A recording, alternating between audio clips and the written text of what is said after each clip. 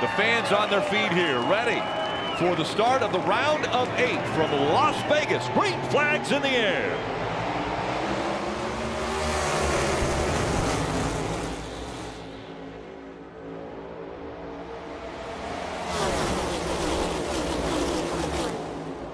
Pretty even on this restart. Everybody side by side. A little bit of momentum off the top here.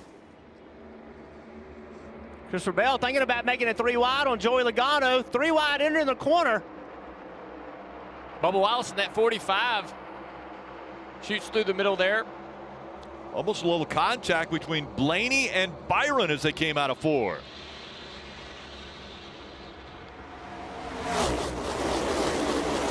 Still side by side out front. Reddick on the bottom, Cindric in the preferred line up high. Cindric will pull down this straightaway. 8 side drafts a little bit, brings him back even into 3.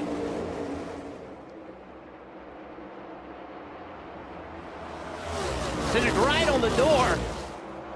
Now he's got an advantage with that outside groove down the front straightaway. All this is bringing Byron right into the fight. Where does Byron go? You see him bottom out through the bumps there.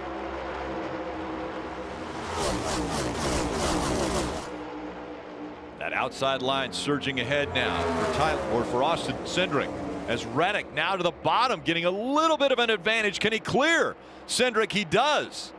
He finally makes that move, and let's see what he does down here in turn 1 and 2. Rick, does he run the middle of the racetrack and take that line away from the 2 car? Has he been comfortable on the bottom? Does he stay there? Takes that line away from the 2. The 2 slides up the racetrack. Doesn't get a great corner exit in the dirty air. And now Tyler Reddick with a 5-car length advantage on lap 4 here at Vegas.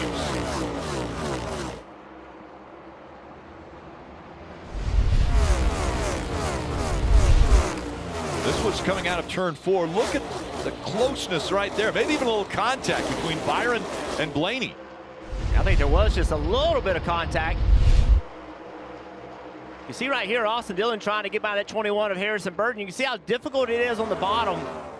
Kyle Larson looking for some clean air, going to make it 3 wide in the middle. That wasn't a good idea. Now the 5 slides up the racetrack on corner exit, loses a lot of momentum down the straightaway here. Dillon takes to the apron, trying to shorten the track. Guys, we talked a lot about the pace. This track is so fast. Well, so far in this race, they have run laps faster than what the pole speed was in March. This weekend, the track has been unreal with speed. With more speed comes more tire load in those tires. Issues we saw at Texas, concerned about speeds, loads, air pressures. Has to be on the minds of all the crew chiefs out there today. Listen in to the 12 and what Blaney's saying. I got a vibration in the front already. I don't know why. Man, a vibration in the front. So we've heard a lot about loose wheels, but we haven't even had a pit stop. So you would assume that this is something other than a wheel. We're just going to have to continue to monitor it, Junior, and see what it could be at this point. The car did not fire off good at all the first couple laps. He is fighting back now. It seems like things may have gotten better, or he's understood how to drive the car with the issue. He's back to the back bumper of Byron for 3rd place. Right, Dale, and I actually think it could be just a handling condition because he came on the radio after that and said it was chattering and just tight through the center of the corner, so could potentially just be a little tighter than what he had in practice. I tell you what, though, I chatter in a tire running this speed just doesn't, you know, to me, I don't know how you run this fast and chatter the tire. When we talk about chatter the tire, sometimes the car doesn't drive very good, and the tire actually feels like it's bouncing across the racetrack, and you feel that in the steering wheel. With that issue they had in practice, Ryan Blaney's nerves are pretty high at the moment, having a vibration this early. Yeah, they had a right rear tire go down, and it was right at the end of practice, but he was actually slowing down at the time, so timing was perfect. But when they got in, it had blown out the right rear tire, so that was an issue in practice that they had to take a look at. On the left side of your screen, you see the rundown currently. All of the playoff drivers have a yellow line underneath their name. Mention playoff drivers. Well, you see they're kind of spread through the field. We got Byron, Blaney, Logano, Bell on the left side, Elliott and Chastain back in 15th and 16th. And then a couple even farther back, Chase Briscoe back in 24th. He has lost 8 positions since the start of the race. Right behind him, going the other way, Denny Hamlin +5, kind of meeting in the middle, 10 laps into the run. Dave, how about Denny Hamlin and the run he's got to make? Of course, it's the right direction. As was mentioned, started 31st, up to 25th. Then he just keyed the radio, said it was a little bit edgy, especially on the top side, but that's okay. He's making progress going forward. Marty. Chase Briscoe, as the guys mentioned, going backwards, Dave, saying the car just is way too tight, especially down the other end of the racetrack from here, turns 3 and 4. So, Steve, the magic number for tires as we continue to monitor the vibration for Ryan Blaney seems to be about lap 30. And teams will admit, Steve, they're pushing the air pressure, lowering them as far as they can go to get more speed out of the car. So when you lower the air pressure, Steve, how does that help the speed in the race car? Yeah, so it's a multitude of things. We're going to talk about this tire thing because it will be a story all day, but there are settings that teams can do to make it worse or better. Camber, how much they tip the tire in. Air pressure, just how much do you inflate it. Less air in the tire is a little better for grip, and more importantly, kind of lowers the back of that car, that rear diffuser that you see on the back of the 11, the back of the 14. As it gets lower to the track, more speed. The problem is, you heard it, speed, bumps, everything that can hurt a tire. We're going to talk about this all day. 30 laps. Well, if 30 laps is the magic number, congratulations, because to split this first run, you're going to have to run 40. So there's going to be a lot of teams and drivers holding their breath here as we get closer to that lap 30 mark, Parker.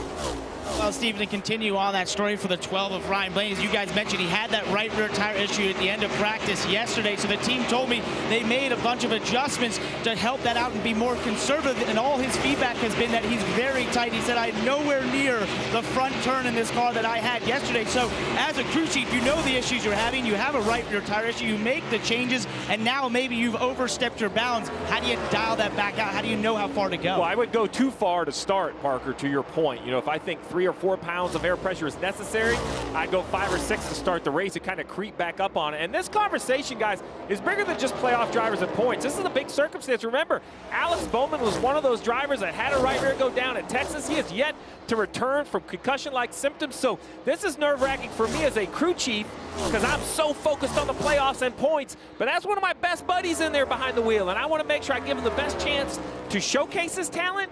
But it can be nerve-wracking at times when you just know that this potential issue is looming. Right on the razor's edge as the boys are back in Las Vegas. Tyler Reddick back out front.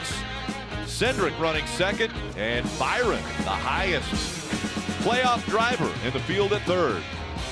Spread the word around. Guess who's back in town?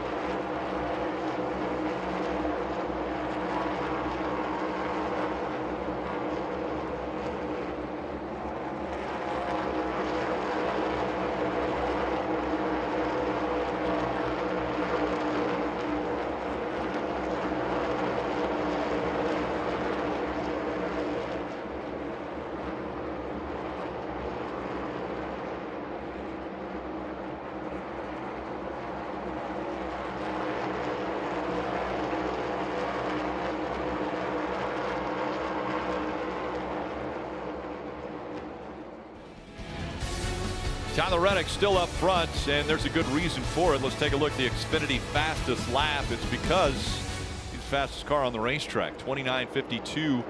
Turned that on lap 3. Reddick, Cindric, William Byron, and Blaney are the top 4. Logano in that top 5. Marty.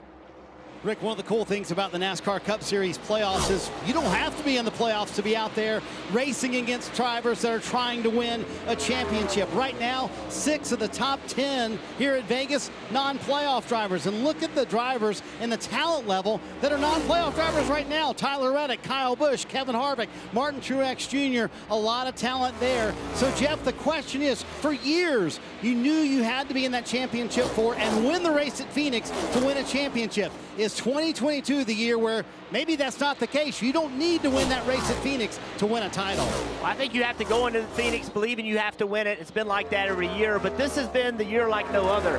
Just think about the last 9 races, 9 winners, and this year has just been crazy. And I think we have so much talent that didn't make the playoffs this year. They're going to play a role in Phoenix. They're going to play a role today as well. This battle right here is just continued between Blaney and Byron. Blaney's right on the back deck, but can't even draw alongside. Can't even get to the quarter panel of the 24 car. Byron's running very defensive line in 1 and 2. It's been tough for this 12 car. Got a little more speed than the 24. Just can't find a way around. Look at him searching, Dave. And as soon as he got past the pole sitter, actually pulled away, that was Tyler Reddick. He went to the middle line there. You see, he hasn't run the bottom line much at all since the start of the race. And I talked to him this morning. He said, I don't plan to early on. I feel like, as you see Blaney now looking down in that low line, he's going to get the spot maybe. And yes, Byron told me, I don't want to be down there and really abuse that right rear. Guys, you know the bumps down there in turns 1 and 2 can have an effect on that right rear. And Byron told me early in each run, I'm definitely going to be staying out of it.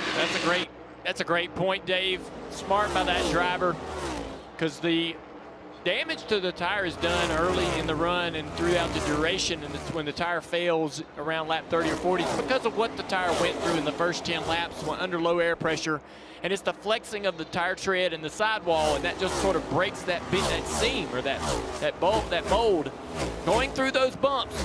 It bends it back and forth, back and forth. We mention it all the time, like a wire hanger.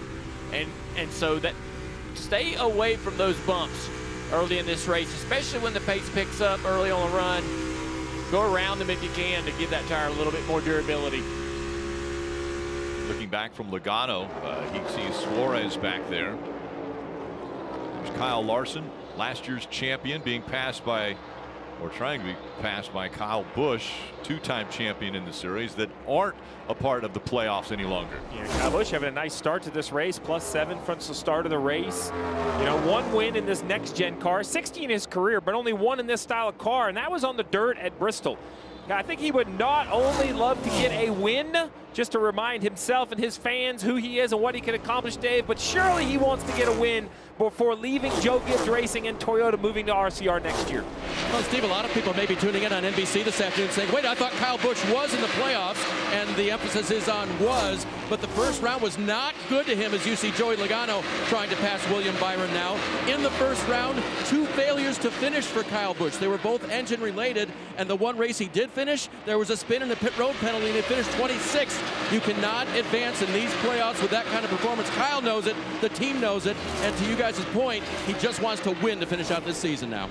Yeah, great point, Dave. Drivers that have been eliminated already. Kyle Busch, one of those. Kyle Larson, another one who didn't make it out of the round of 12. Yeah, lost in Vegas native, right? Emotional weekend for the Bushes with Kyle's brother Kurt announcing that he's not going to return full-time from the NASCAR season, still sidelined with concussion symptoms. So, you know, a win anywhere Kyle would love, but to win in his hometown, I'm sure, would mean even more to the driver of the 18.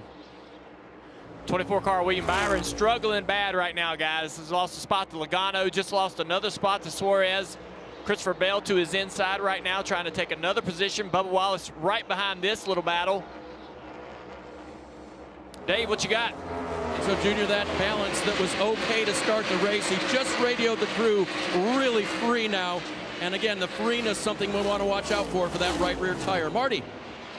Chase Briscoe continues to go backwards, now lost 12 spots since the start. What's going on? Listen to the radio. Come on, 7 cylinders. slow and like the motor just never gets wound up. Or bud, you have more wheel across the center, so I don't know if that's bogging it down or not. And you're on the brakes, no one else is using the brakes. Just try to keep momentum up as best you can in the corners. Keep your mid speed higher. He has not mentioned a word about that potential engine issue since that, but he brought up a very good point. So, Junior, all of these teams have what is called SMT. They literally can see when every other driver is off the gas and on the gas and on the brakes and off the brakes. So, does that help or hurt racing? That's what they're talking to Chase Briscoe about. Well, it obviously helps this team understand what Chase is doing differently with the inputs and what the other drivers are doing, so they can give that information to Chase. It is going to frustrate the driver to hear that. He's not going to say, okay, I'll just get off the brake and I'll just go through the middle of the corner faster, because his car will not do it. He's driving his car to the limit. All these guys out here are. And so that information is kind of tough for a driver to hear. He can take it for what it's worth, but they'll need to tune on that car to be able to help him hold that mid-corner speed, get the steering wheel straighter through the middle of the corner, take some steering out of it. See right here, two-car, Austin Cindric. He's run Reddick down. Cindric is, you talk about not having to turn the wheel as much. That's what Cindric's able to do. His car rolls the middle right there. He's much faster through the middle of the corner. And that allows him to be back in the throttle sooner and then run Reddick down on the straights. Challenging for the lead. Cindric now within 0.2 of a second of Tyler Reddick. The NASCAR Cup Series playoffs on NBC. It's a South Point 400.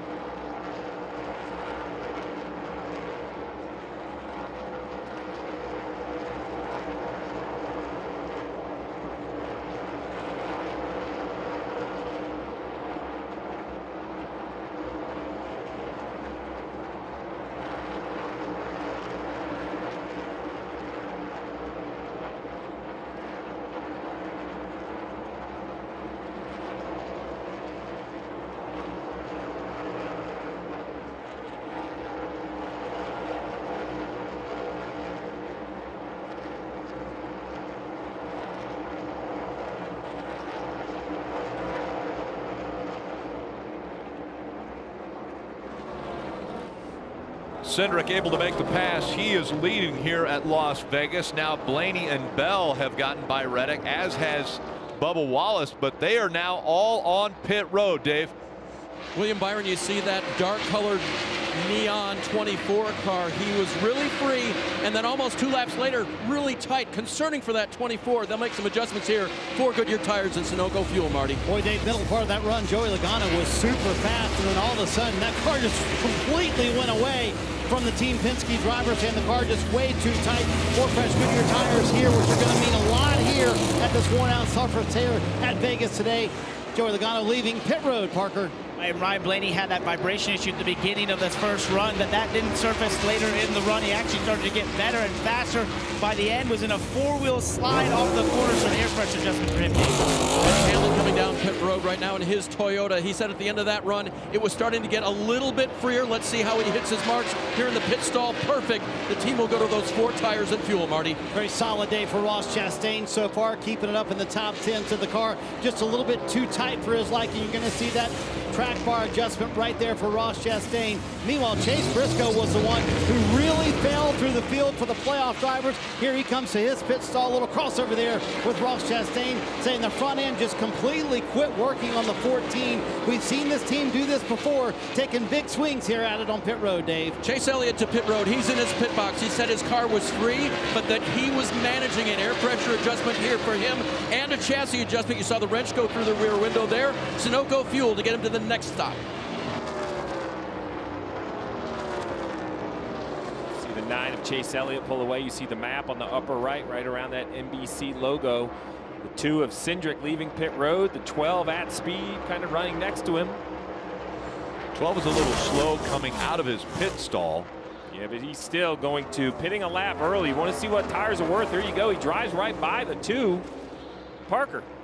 Right, so they thought for a second maybe the left front wasn't tight, so Ryan hesitated. As you saw come out of his pit stall, he was slow. He came to a stop, asked the team, is it okay? They responded, it is. He's back out there. He was a little frustrated with how that all went down, but it seems so far he should be okay, and that left front is not loose. Looking strong against Tyler Reddick right now. All of these cars we're watching have been to pit road. Yeah, and you see how the running order has been mixed up. That just shows you while the speeds are up, the tires do lose grip. They slow down about 1.5 seconds to 2 seconds. So coming just 1 lap earlier, putting on those fresh tires, you get to run a lap longer with those 2-second faster tires. And that's really why you see where Reddick is, where Blaney is, and perhaps the time we saw that Cindric has lost. Suarez, Wallace, Logano, 1, 2, 3. Then it's Kyle Busch and Reddick in the top 5. Blaney, Bell, Cindric, Byron, and Larson, all top 10. Suarez was really comfortable, drove through the field. No surprise to see him out front. The guy that surprises me is Kyle Busch. He's leapfrogged a lot of people using that strategy, Steve, to come a little bit early. They got a fast car, jumped a few cars right here, and they're going to continue to move forward. Marty. Hey, Junior, so often the focus is on these drivers, especially the playoff drivers. But Joey Logano knows it's a team sport. Steve, you know it as well. He just reported a moment ago, I have a bit of a vibration. Paul Wolfe went to all of his pit crew members. They assured him that they think they got all the wheels tight. They went back and looked at video as well. They got all thumbs up, so they think they're good with all the wheels tight. But a vibration behind the wheel always worries you, Steve, as a crew chief for your driver, doesn't it? Oh, absolutely. I mean, and everything in the playoffs just makes everything more pressure-packed, right? A vibration, at least it's early in the race if you have to pit a second time, but, you know, those are the mistakes that can cost you so many points. And we've seen how close the cut line, or to this point, how close the finishing will be between who advances to Phoenix and who doesn't. Yesterday's Xfinity Series race, A.J. Allmendinger thought he had a loose wheel. The crew said, we're confident they were tight. Well, A.J. Allmendinger said, I've got to come to pit road. Something's wrong. They went, and sure enough, the right front and right rear were both loose on that race car. So a difficult situation for these drivers and crews to sync up on that when the crew thinks they get the tire tight, but the wheel has to be a little bit loose or something wrong because a driver can feel it. Let's ride along here with Joey Logano, the Ford Performance Cam. Listen to him, how he used the throttle, how far he could drive in the corner before he has to lift. Off the throttle, a little bit of brake. Immediately back feeding the throttle, trying to carry as much speed to the center of the corner. This long back straightaway. 3 and 4 is a little different than 1 and 2. See what he does over here, right to the wall. See how quick he got back to the throttle in 3 and 4, running that wall, and then wide open and had to come back out of it. So you see Joey Logano is pushing this car hard. He'd like to be able to go back to the throttle and stay there. But when he goes back to the throttle, the car's not driving exactly like he wants it to. He's got to come back out of it and get the car set back into the racetrack. 196 miles an hour we saw Joey Logano get to before he had to get out of the gas. It's Daniel Suarez out in front here at Vegas.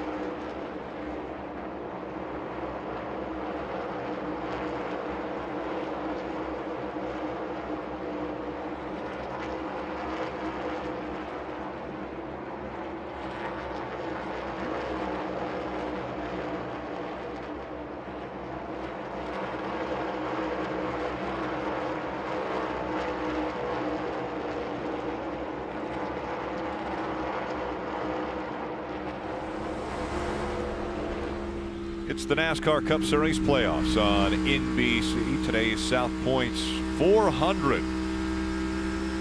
Don't miss your chance to win the fully redesigned 2023 Toyota Sequoia TRD Pro. Scan the QR code, or you can visit NASCAR.com/Toyota Playoffs to start your entry now and be ready for any adventure. It's ready to take on any adventure from campground to the racetrack. And right now, Suarez and Wallace running 1 and 2 as we were riding along with Bell there. He's currently in the 6th spot. Logano, the highest scored playoff driver. Again, win if you're a playoff driver and advance to the championship 4. Yeah, you mentioned Suarez, Wallace. Very nice job, Suarez. Lap 36, so he came 4 laps earlier than Cindric, who's now all the way back in 8th. He was the leader. So while Suarez did do a great job on and off pit road, I don't want to take anything away from the driver. Also an aggressive pit call by Travis Mack on top of the 99 pit box. Look at the pit road comparisons. As we mentioned, Suarez, a great job over the 2nd half, gained just on his rolling time. Then his pit crew backs him up with a little bit more there. And that's 2.5 seconds, basically. A little less than 2.5 seconds. The 99 gained over the 2, plus the time on new tires. He was 1.9 seconds back, and now he has the lead of this race. Just an aggressive call, Dale. Watch this 45 car running this high line in 3 and 4. The 99 needs to figure this out, because basically Joe Logano ran it and he showed it to Bubba Wallace, and now Bubba Wallace is running it and he's battling for the lead here. That time through the corner, not quite up against the wall like he had been, so it cost him a little bit there. But I think that if this 99 doesn't go up there to take that line away, we'll have a new leader here shortly.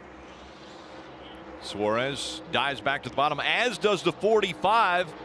And so Bubba Wallace trying the low line to get by Daniel Suarez for the lead here. And now they're side by side, so Bubba Wallace, he has got to try to overdrive the corner a little bit, drive into the corner deeper, get in front of him. Now take whatever line you want. Good work. That's what you want to do when you catch somebody. You don't want to get hung up behind them. You need to make that pass quickly. Bubba talked about this car as the same one they ran at Kansas. He loves this car. Here it is, showing that same speed, race-winning speed early here at Vegas. He takes the lead. He's up the racetrack there now. The 99 side drafting a little bit. Here comes the car. Suarez back to the bottom of the racetrack. Bubba's going to use the momentum now on this high side to maintain this lead off the corner. Here comes the 22 as well. Little side draft there. He's trying to get close enough to pull that side draft, slow the 99 down. He makes it happen, takes the lead back. Good little battle right here between these guys. Buddies off the track, competitors on the track. Joe Logano in that 22 car behind him. He's looking at both of them, trying to figure out where their weaknesses are. What can he take advantage of? He's to the top. And the battle on the bottom of the screen is right behind this one. 4th, 5th, and 6th there in your screen. Bubba all the way down to the apron. Logano still with the momentum. And Logano trying to get by one of the lap cars here. But Logano coming into the picture now as far as challenging for the lead. Logano's got good momentum here. He's going to stay right behind the 99 because he wants the top down here in 3 and 4. Not going to try to pass the 99 on the inside. He wants the top here. He's going to have some good momentum. Is it going to be enough? Had to come out of the gas a little bit right there. Great shot off the nose with the Ford Performance camera. Now they're passing this lap car a busher, so that hurt Logano's entry a little bit because Suarez entered high, took the air away from what Logano wanted to be doing. Right in front of this battle, the 14 of Chase Briscoe, a playoff driver. Man, they're to stay in the lead lap. Barely out of the gas into 3, even running the wall. It's amazing how much speed they're able to carry around this racetrack. Down to the inside of the 99. Can he poke the nose in front of him through 1 and 2? He does as he goes through the bumps. They're even right here now off the corner. The 99's got momentum. Can the side draft from the 22 slow him down? Sits right there on the quarter panel trying to get the side draft to work. Dives into 3. Suarez back around on the outside, but the 22 almost clear off of 4. He slid in there. He might not have been clear, but he took the spot. Logano very vocal in saying, I don't have friends at the racetrack. I'm out here to win. And so right now, not making friends with Suarez as he went right across his nose to take second away. Now he sets his sights on Wallace. And while all this has happened right here, Bell's moved into 4th place behind this duo, passing both Kyle Busch and Blaney. Think about Suarez. He was doing a really good job last week, doing what he needed to do to make it to this round of the playoffs. Had a power steering issue. He had to, I mean, he was amazing that he was able to get that car around the racetrack. He did all he could. That knocked him out of the playoffs, but they still have something to prove. So he's going to race these guys hard. He may not have a championship in front of him, but he has a tremendous amount of hunger. I think that even made him more hungry, Junior. That loss, that defeat, on a day they were doing what they needed to do, and just so disappointed for that team.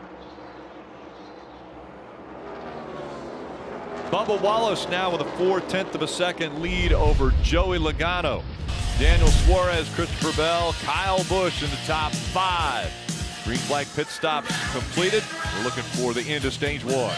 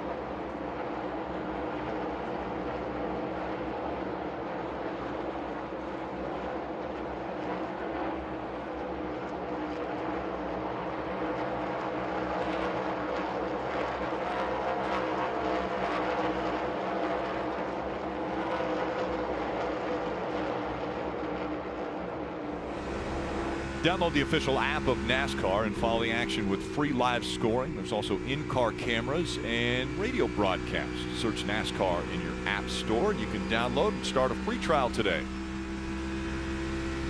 We look down on this 1.5-mile racetrack. The aerial coverage brought to you by Geico. Watching Bubba Wallace now with a 1/2 second lead over Joey Logano, so increasing his lead ever so slightly.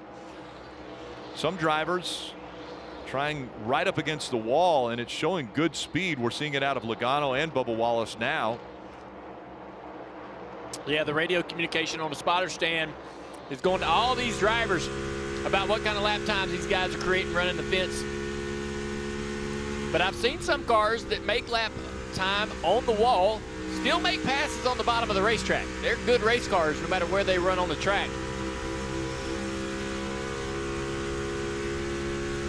Under 9 to go, and currently there are only 4 playoff drivers in the top 10 when you get stage points at the end of the stage.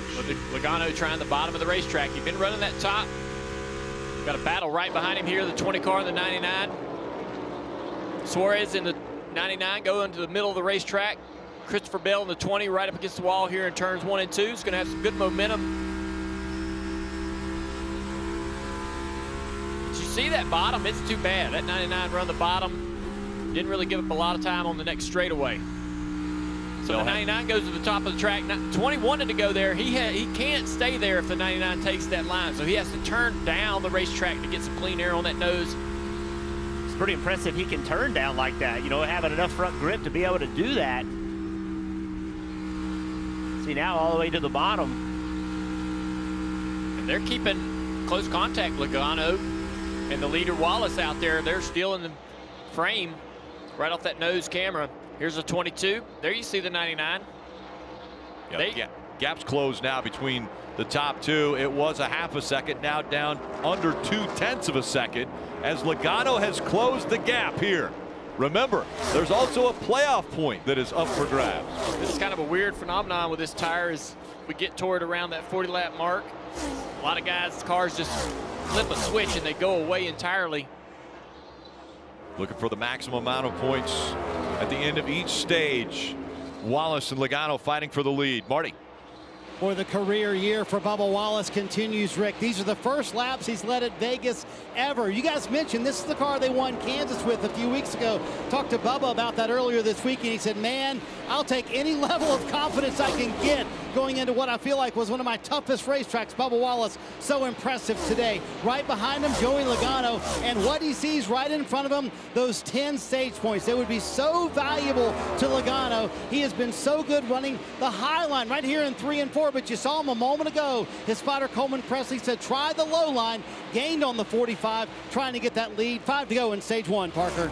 And Marty, Jeff mentioned about Daniel Suarez's 99 team. They are out for vengeance after getting knocked out of the playoffs last week with that power steering issue. Travis Mack told me we were going to be aggressive with our race calling, but we've already seen that. He was first on pit road. We're going to be aggressive with our setup. We've told Daniel to be aggressive behind the wheel. So much so does that run through the team that Justin Marks, who's the owner of Trackhouse, just before this race, put his head in the window and asked Daniel, is there any driver out here better than you? Daniel responded no, and Justin said, then go show us and prove it. I think that would pump me up, guys. Definitely. Spin off turn 4, Kyle Busch. Kyle Busch sliding into the grass, and the caution will come out. Keep her locked. Running in the 6th position. Leaders in 2. Right rear, see the right rear damage just a little bit. Get rolling here if you can. He's got a flat tire, but I couldn't tell whether that blew during the slide into the grass. Yeah, we heard the tire blow while he was sliding. Don't know if that was one of the other tires or not. Pit stop, normal pit stop. Let's take a look at it here. Coming off of turn 4, the car gets loose right there. I think the tire's up. Yeah, right failed right there. Yep. Just loose. I mean, we talked about around it went. Talked about how on edge these cars are to drive, and they don't. When they come around quickly. Driver feels like he's under control, gets a little loose. Next thing he knows, he's pointing the wrong direction. And honestly, you know, they run the middle of the groove some in these cars, but late in the run when the tire's old, there's not a lot of grip in the middle. I call it no man's land. There's good grip on the bottom of the racetrack right next to the apron, and then right against the wall. The middle of that racetrack on the older tire, really, really slick, challenging. That was a huge break for Chase Briscoe. Ty Dillon was getting ready to get lapped by Bubba Wallace. That would have moved Chase Briscoe, not the first car lap down, but now he is the first car lap down, so he'll get to pass around the pace car and get back in the lead lap. And in essence, this is going to close pit road. So we were 2 laps to go in the stage, and every time we get to 2 laps to go in a stage, it closes pit road. So the cars won't be able to come to pit road unless they're going to incur a penalty. One thing, I wanted to make a point just real quick. One thing that this is good, one thing that this kind of helps is Byron, who was outside of the top 10. So the 18 car spinning out of the top 10 is going to allow Byron to leapfrog that position into the top 10 for that stage point. We talk about how critical each point is. He was without a point. Due to that spin right there, he's going to luckily get one here at the end of this stage. They're on the final lap now. This will be Bubba Wallace's second stage win of 2022. Never led at Las Vegas before today. Well, the Toyota Performance Center is located in Cornelius, North Carolina. The center was designed specifically with Toyota and TRD development drivers in mind. Toyota has been dedicated to driver development for more than a decade, and the group at TRD knows that development goes beyond natural abilities behind the wheel. Development needs to include physical fitness, nutritionists, strength and cardio training, as well as mental fitness. In addition to TRD development drivers, many of Toyota's Cup Series drivers also are using the facility, including Christopher Bell and Bubba Wallace, who is going to win stage 1 here at Las Vegas. Logano is the highest scored playoff driver in second. Then you have Bell in fourth, Blaney fifth, and junior, as I mentioned, William Byron is going to get a point for finishing in the top 10 in stage 1. Yeah, Chastain, Hamlin, Chase Elliott, Briscoe, no stage points. We know there's a guaranteed spot in the championship 4 in points.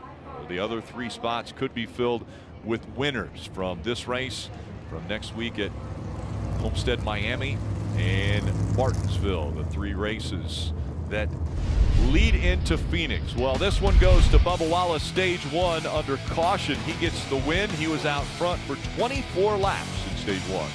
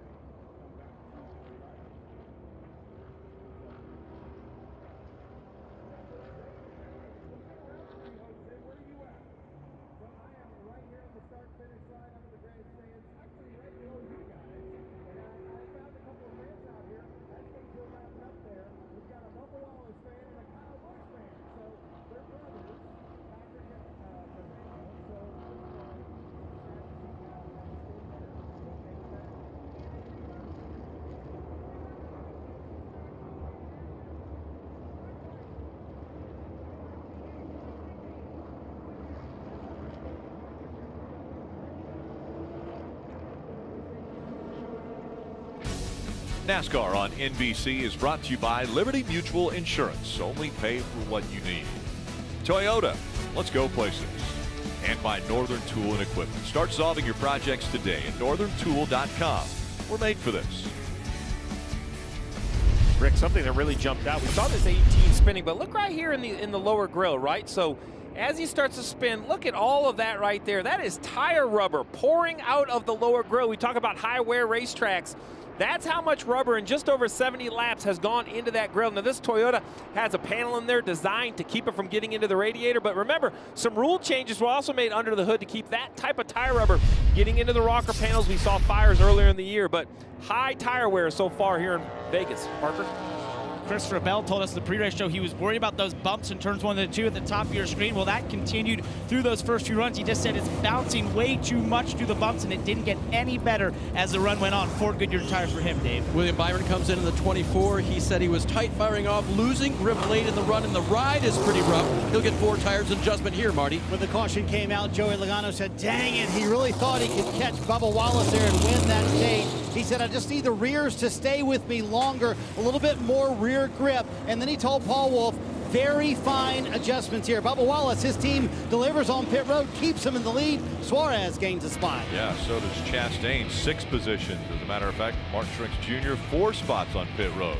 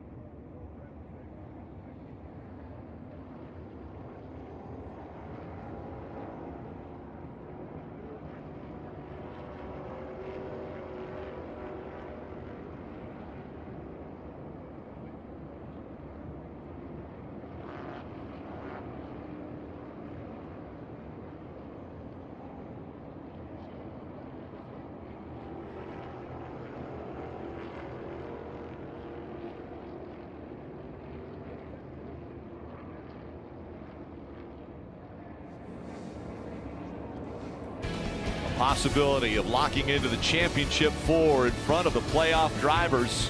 Right now, Logano first in points, Chase Elliott second, Ross Chastain and William Byron the top 4 again in points, but a win and you lock yourselves in. Parker. Right, and one team trying to do that would be the 12 of Ryan Blaney. They were fastest in practice yesterday, qualified 4th, and ran in the top 5 for much of the first portion of that stage. And then they had that slight issue on their pit stop with the left front. It turned out to be okay. It was just a little slow. Ryan has been slightly upset with the speed and the handling of that race car, but they continue to find themselves here just inside the top 10, Dave. On the first pit stop, not this one, Chase Elliott got an adjustment for his 9 car. Did it help? Listen. Yeah, I've just got that hand loose in my hand now. Built, just a touch to the right front. Screws me. You go back on that change. Just take as much time as you can. Try to find something. They did, in fact, go back on that adjustment this time. We'll see if that makes the 9 car better, Marty. Boy, Dave, it's been an eventful day for playoff driver Chase Briscoe. He was down a lap, just now got the free pass. Just talked to Johnny Klossmeyer a moment ago. He said first run the car was way too tight. This run the car was way too free. So he took a big swing here, hoping to hit the middle. He's the last car on the lead lap, hoping to stay on the lead lap on this run as we start stage 2, Rick. Yeah, Briscoe is going to restart 25th, and right now he's 31 points below that cut line. So the lowest in points as the field approaches the Geico restart zone. Up front, Wallace and Suarez will battle it out. See that 19 car, Martin Truex Jr. drove from the back of the field up here today. He's had a fast car in stage 1, 3 wide. Look at this restart. Multiple rows of 3 wide.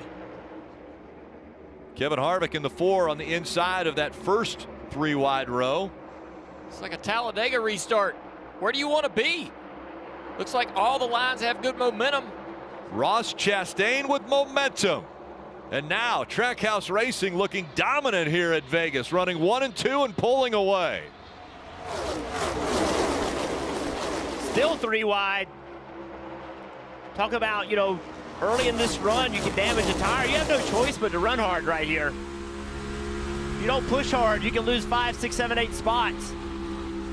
Here, Christopher Bell barely out of the gas. He dives in the middle here, meeting the sandwich off of turn 4. Truex in the 12, drafting on the outside, trying to get around the 4 of Harvick. Trackhouse teammates still out front. Oh, the 20 car bottoms out, has to get out of the gas right there. How about this one of Chastain? Finishes the stage in 11th. Great pit stop, great restarting. Here he is battling for the lead. That's a big swing of events when you can gain that many spots on one pit cycle. He had real good speed in practice, Steve, and I don't know where he was the whole first stage. Could not get into the top 10, but here he is showing really good speed, helping his teammate. They're trying to drive away. And one thing we haven't talked about a lot is how important pit crews are going to be as these playoffs move along. That one team, Ross Chastain, you can make a real argument, has been the best on pit road all year long and showed it again today. And a lot of these teams saw that right rear tire issue with the 12 car in practice, probably came in real conservative to start this race. Are they leaning the other way now that they've made it a few runs on tires? They see the tire is durable, or are they going the other way on air pressure, getting more aggressive, finding more speed? That's a great point, Junior. Absolutely. You know, kind of a knee jerk. You have to. After seeing that tire in practice, you got to do something.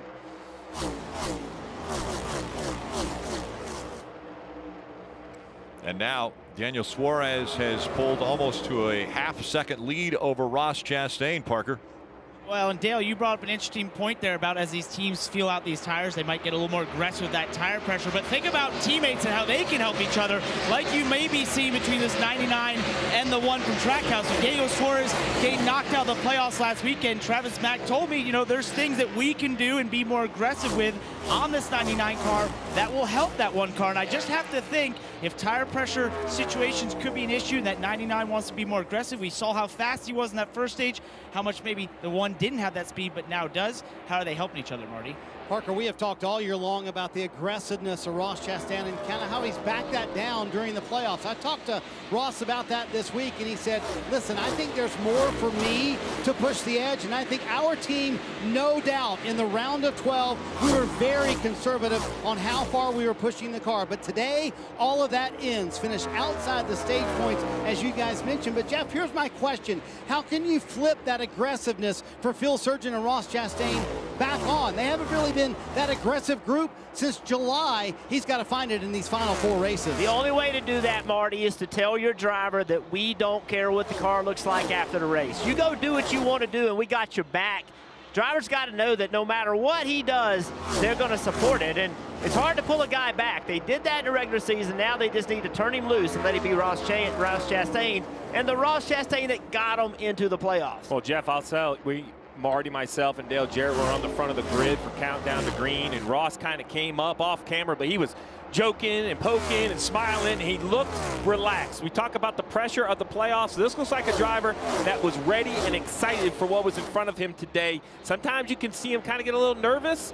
Not today. Ross Chastain had a little swagger when he was walking out to driver introductions. And definitely a reason for that, as we see the 2 Trackhouse Racing drivers running 1 and 2 right now with Suarez and Chastain. Then it's Logano, Blaney, and Larson. That's 3.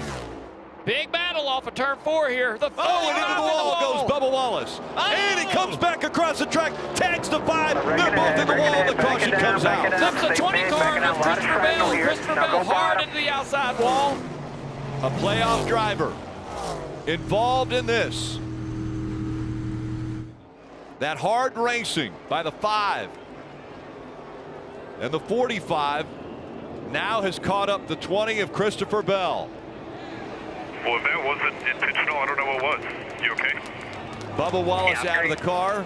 The AMR safety crew to him as he is walking down the racetrack. We went into turn 3, 3 wide, battling for position, arguing through turn 4. He's headed right now for the 5 car. The 5 came up the racetrack.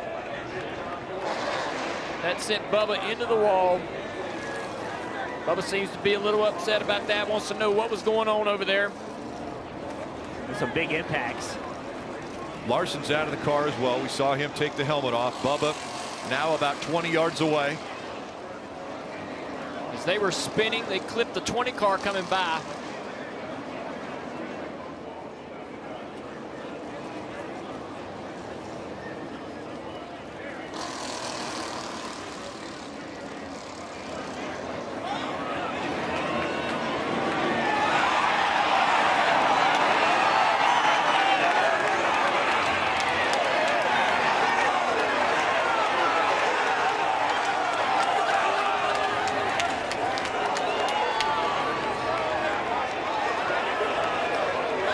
Literally, Bubba Wallace, obviously, exceptionally frustrated. NASCAR trying to get him calmed down.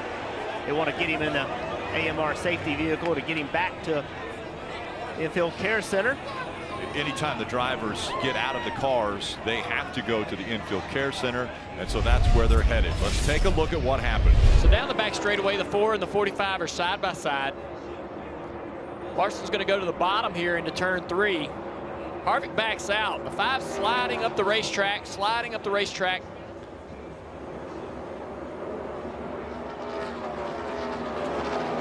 Bubba just feels like that the 5 didn't give him much room as he would have liked to come off of that corner. They're chasing him up the track here. Yeah, Larson's got him in a bad spot right there and gets him in the wall. Then they go down the front straightaway, and it just looks like to me Bubba hangs a left to retaliate. And I got a problem with that. You're going as fast as they're going, and you hang a guy in the right rear quarter panel. That is exceptionally dangerous. That's racing right there. Larson's fault for sure. Stay middle, stay middle. Takes out Christopher Bell. That's an exceptionally dangerous move. The shot the 5 takes to the driver's door on the front straightaway is vicious. I mean, it's a hit. Yeah, I just can't. I just can't. That's not right. I mean, Kyle Larson clearly messed up and got Bubba in the wall. That's on Larson, but a retaliation in the right rear quarter panel on a 1.5 mile racetrack, that is exceptionally dangerous.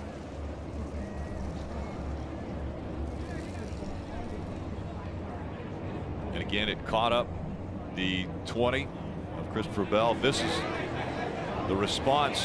Bubba Wallace didn't like Larson turning away from him.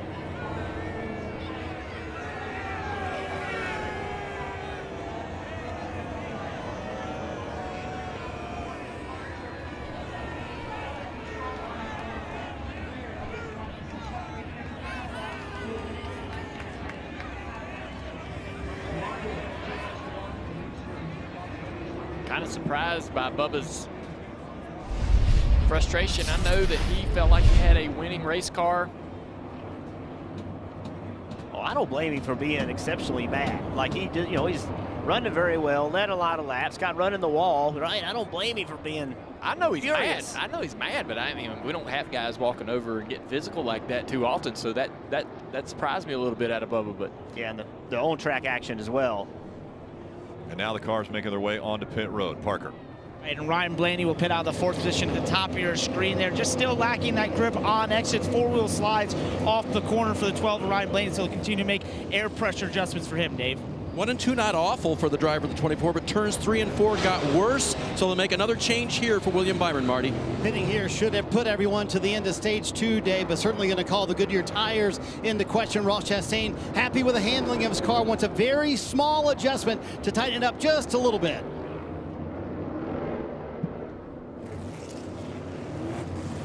Coming off pit road, Denny Hamlin, a 2-tire stop. Trying a little strategy here to get up front. Anger between the 45 and the 5. Bubba Wallace, Kyle Larson.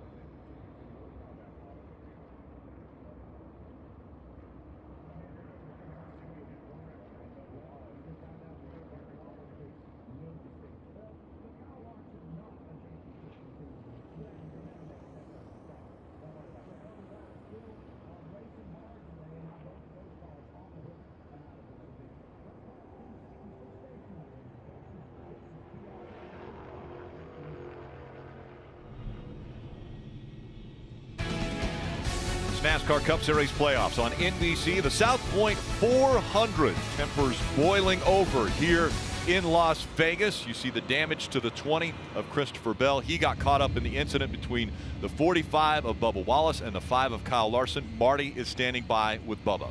Yeah, Bubba's out of the infield care center. We could clearly see your anger, Bubba. First, walk us through what happened. Cliff Daniels said if that wasn't retaliation, I don't know what was. Was it intentional retaliation on your behalf? Clint's smart enough to know how easy these cars break. So when you get shoved into the fence, like deliberately like he did, trying to force me to lift, steering was gone. So just so happened to be there. Hate it for our team. Super fast car.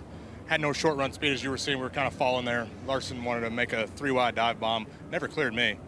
And I don't lift, so I know I'm kind of new to running up front, but I don't lift. So wasn't even in a spot to lift, and he never lifted either, and now we're junk. So just a piss poor move on his execution. When situations like this happen, Bubba, at this speed, is retaliation an acceptable thing? Stop fishing. Stop fishing. I'm not fishing. I'm just asking you. Let's also talk about the message you wanted to send to Kyle by going up to him after the incident. He knows. He knows that what he did was wrong. He wanted to question what I was doing. He never cleared me. So just hate it for our team. Our McDonald's Toyota Camry was super solid. Just needed to find a little bit on the short run, get the balance where we needed it, and it would have been just like Kansas. But now the car's junk. There's always unintended consequences when something like this happens. Christopher Bell was a part of that, clearly a Toyota teammate and a playoff driver. Your reaction to that? Sports. There you go. Bubba Wallace obviously very upset and delivered his message he felt like to Kyle Larson. He said Larson knows the message I was trying to deliver. We will get a word with Kyle Larson when he comes out of the infield care center just a moment ago. With Bubba now chatting with the rest of the media here. But we saw the crew working on the 20 of Christopher Bell. So Bell now has scored 5 laps down as the field continues to work its way around the track here in 34th. Yeah, just a race against the clock for the 20. And they have 10 minutes on the damaged vehicle policy to try to make repairs, go out and meet minimum speed.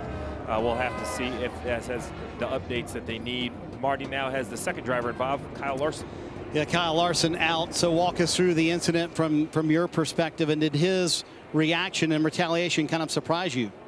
No, I mean, it didn't surprise me. I obviously made an aggressive move into 3 and got in low and got loose and chased it up a bit. And yeah, I mean, he got to my right front and it got him tight into the wall and knew he was going to retaliate. So, like I said, I mean, he had a reason to be mad, but his race wasn't over until, you know, he retaliated. So, it is what it is.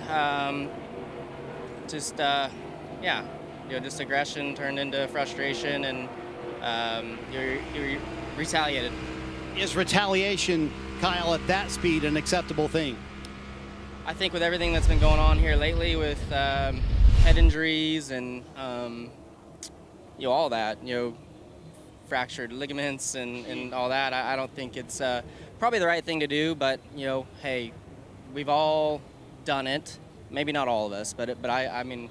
I've let the emotions get the best of me before too. So just I'm sure, yeah, I know he's probably still upset, but I'm sure with everything going on, he'll know that he made a mistake in the retaliation part, and I'm sure, you know, he'll think twice about it next time. What about the off-track retaliation when he came up and tried to shove you? Did that catch you off guard? No, I mean, I seen him walking over, so I figured he would do something. So just yeah, I don't know. I mean, just, like I said, he had every right to be upset. I'd rather him do that than tear up, you know, our cars in a dangerous matter. So yeah, just is what it is. Glad to see both of these guys are okay, but clearly some very, very upset drivers down here, Parker. Right, Marty, and the playoff repercussions for the 20 team of Christopher Bell here as you see him back in the garage. They went over the 10 minutes of the damaged vehicle policy, trying to fix that left rear suspension. They were unable to do so, so he is now out of the race here as in the first race of the round of 8. We've seen him backed into a corner before. He was at the Roval a race ago, and this is the emotions of racing. From the high of winning the race in the Roval a week ago to now, he is in the garage out of this race. Field going through the Geico restart zone, back underway here. 63 laps to go in stage 2. Great launch for Denny Hamlin on the outside. Got to spin down the front straightaway. The 47 of Stenhouse around on the apron. Caution back out. Clear. There it is, caution. There you go. That incident, last incident, and then this incident, has put a lot of cars back on the lead lap. We're going to end up with 30 cars on the lead lap. I think you're going to see on this restart a couple different things happening. Not all connected to this 47 car, but there was some shuffling around and some contact up front, or actually ahead of the 47. Let's take a look. Look up here ahead. Right there, bam. But up in front of that, there's even more contact between the two, the 19, the 31. Look at there. On the left side of the screen is the 47 sliding around. Multiple cars making contact with each other throughout this restart. Here's a better look at the 19 and the 31. So Truex goes to the middle here. 31 shoots down to try to go to the middle of the 34. That's going to make the 19 collect the 12 car. Just so much happening. So he drives up the racetrack. He drives up the racetrack into the inside, I think, of the 14. There's Briscoe, yes. Of Briscoe, and turned him around. There's just a lot happening. Caught him in the right front. They just shoved his car to the left and spun him out. Well, we can tell now that restarts are going to be pretty violent as far as everyone fighting for position. We've seen it go 3 wide for a couple rows. You can see that left rear tire, no lettering on it. You have to wonder what kind of damage it's done to that tire. But man, this race has changed dramatically in the last 20 minutes. They had to give a track position. They're running 20th right now. 29 cars on the lead lap, but can you assume that tire's okay? I'd have to pit. Some other cars, Haley, Truex, they both have damage. No, pit road's open. I see the green light. They both had damage, so they're coming down. Briscoe, he's got his left rear. He's coming down. Truex giving the 31 a little help there, Marty. And Chase Briscoe and this race team, they have scrapped this entire playoff run. If they're going to make it into the championship four, it's going to have to be a scrappy day again. That left rear damage. So Steve, what they're going to do is they're going to dive in and check the left rear toe link. He said, I think I was hit fairly square on the left rear tire. So they're going to do all 4 tires obviously here, but the left rear, that's the biggest concern. Do they have any suspension damage? When they get to this side, they're going to find out. Yeah, so they're going to go in and look. Jeff, I hate to admit that your eyes are better than mine. I saw those safety lights. I thought it was pit road closed. The green light was on, and this is a fuel window, I think. We were thinking just over 50 laps, but these teams are now we're thinking they could go almost 60. So we'll have to adjust our numbers and see if this 14 can be repaired. Lap 103, things escalated quickly. Bubba Wallace, Kyle Larson, Christopher Bell. Bubba not happy.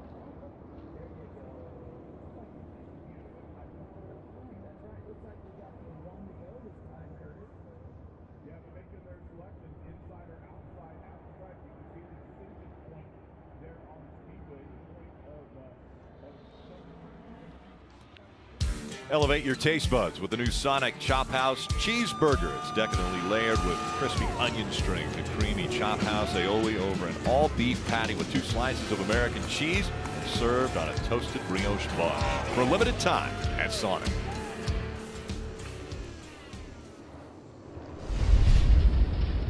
Look again at what happened. 45 and the 5. You see the telemetry on the bottom of the screen. And we heard Larson talk about getting loose here up the racetrack, He's trying to give Bubba a little bit of room.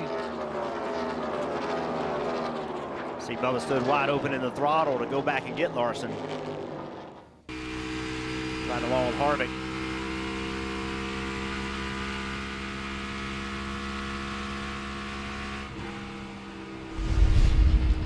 Frustrations with these drivers. Just this the 4th from the end race, and it's been a long season. A lot of things bottled up, and now when somebody feels like they're raced wrong, we saw it out of what happened with Bubba. Getting ready for the restart, Suarez and Hamlin will once again make up row 1. Restarts have been crazy. 3 wide already, as they haven't even gotten through the quad oval yet. Team Trackhouse working together to get clear on the bottom. Now the Penske boys trying to get through. Blaney's through into 3rd, 3 wide, 2 rows deep for 4th place. Harvick's back on the bottom. Logano surging ahead through the middle now. And that 22, maybe a little contact there between the 4 and 22. Side by side up front. And now Chastain's the new leader. Drove right around his teammate. I'm so surprised by that pass. We haven't seen many passes for the lead today. Chastain pulling away now from Suarez. And Tyler Reddick just in front of these 2. Logano now in front of Harvick. Blaney closing in on 2nd place for Suarez. Suarez struggling just a little bit here, trying to fire off on this restart.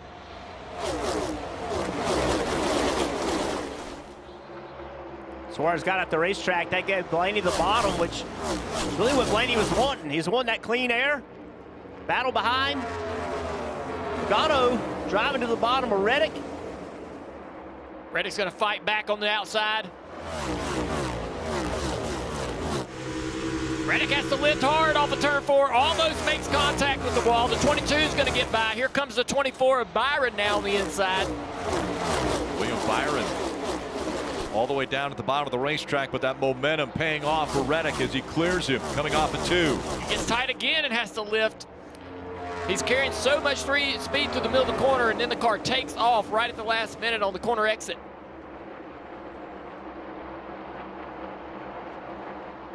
See him lose speed right there off of turn 4 again with this 8 car struggling to complete the corner. Here comes Harvick.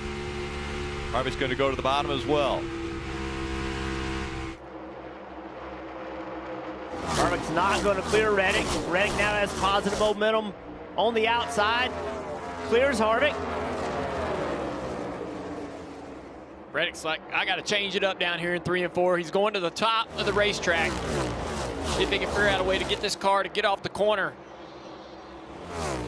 That's a fight for 7th right now. Reddick has it. Harvick trying to take it away.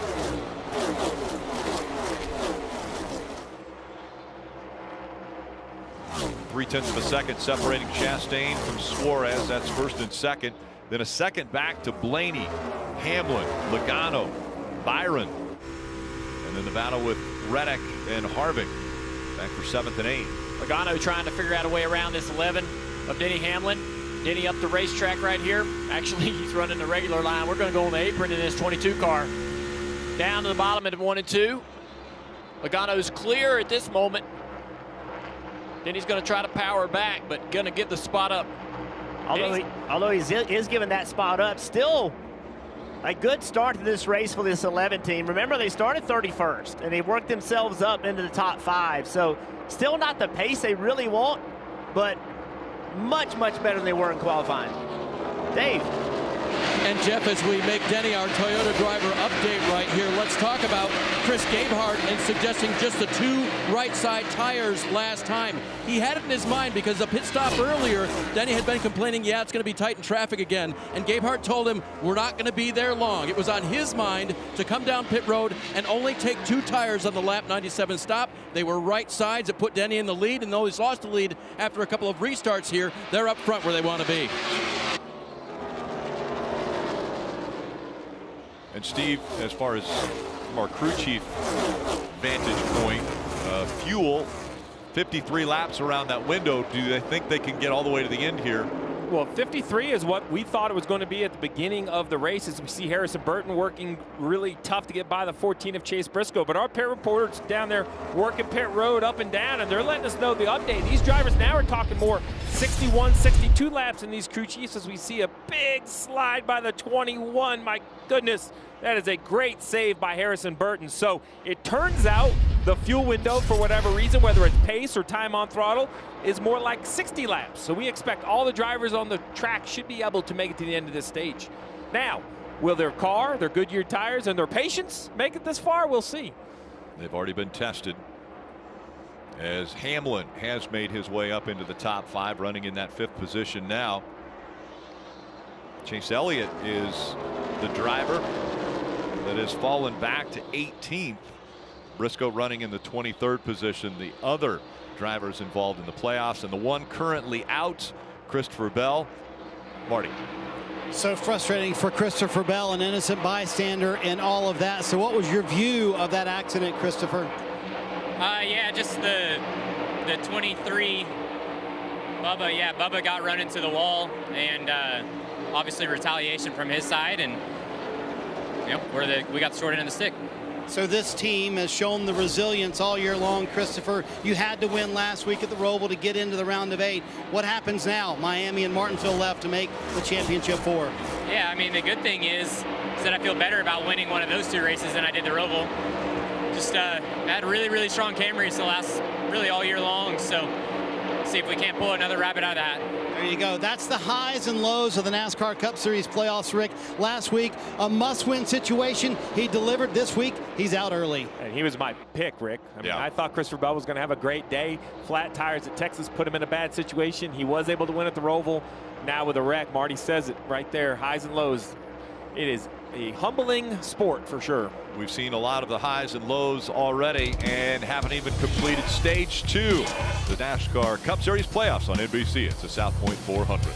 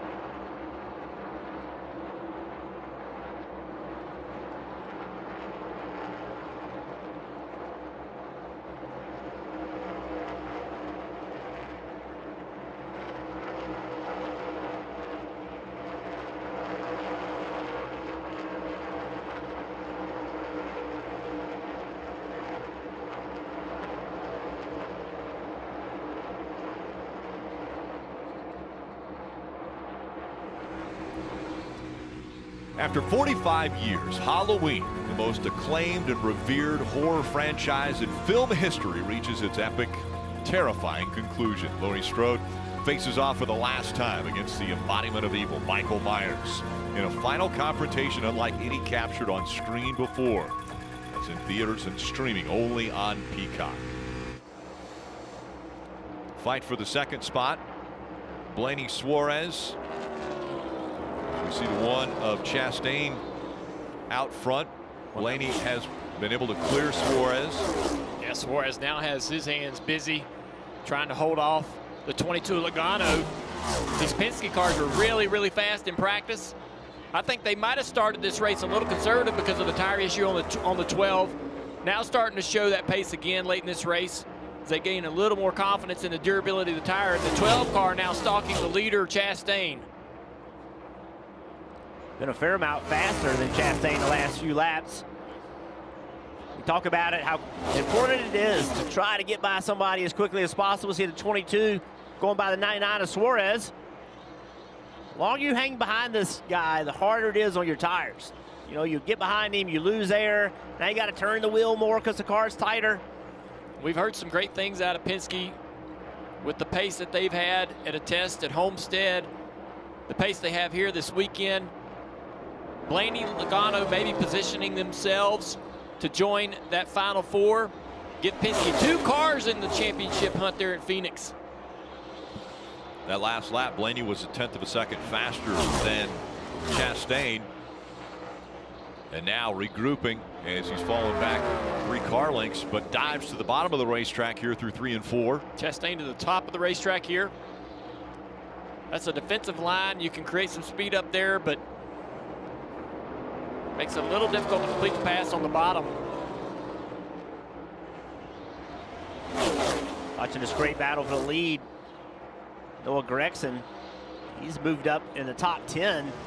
Southern for Alex Bowman. Good move right here. Good forward momentum by Blaney. Blaney now to the inside, door to door as they go into turn 3. Will he slide up the racetrack? He's cleared the 1. He's going to keep that bottom line, man. Keep that car pinned to the bottom. No run from the 1 here. The 1's starting to struggle a little bit. He will even more so now following this 12 car. He's got a good run right there to the inside. He goes to the inside, trying to take the lead back. Up the racetrack he goes. He's able to keep it off the 12 as they go down the backstretch. You can see how he's struggling for grip on the bottom of the racetrack down there. Dives back down into the bottom of 3, taking the position back. He's sliding up the track, though, out of the throttle. Here comes the 12. Big wiggle when he got into turn 3, and now they're still door to door. He knew he did not get through 3 and 4 well. Didn't even go up there to try to block Blaney. That's the balance issue of this 1 car. Just not quite able to do everything Chastain wants to do. But to me, that's smart driving by Ross Chastain. He's still taking the fight to Blaney. He's not giving up fighting, but he knew he was going to put himself in a bad situation when Blaney had that much run, and he didn't go up there and try to block him. I think that's a smart move by Ross Chastain with a lot of racing left to go. And right into the picture comes the 22 of Joey Logano now. Another Penske driver here. And Joey running the middle of the racetrack.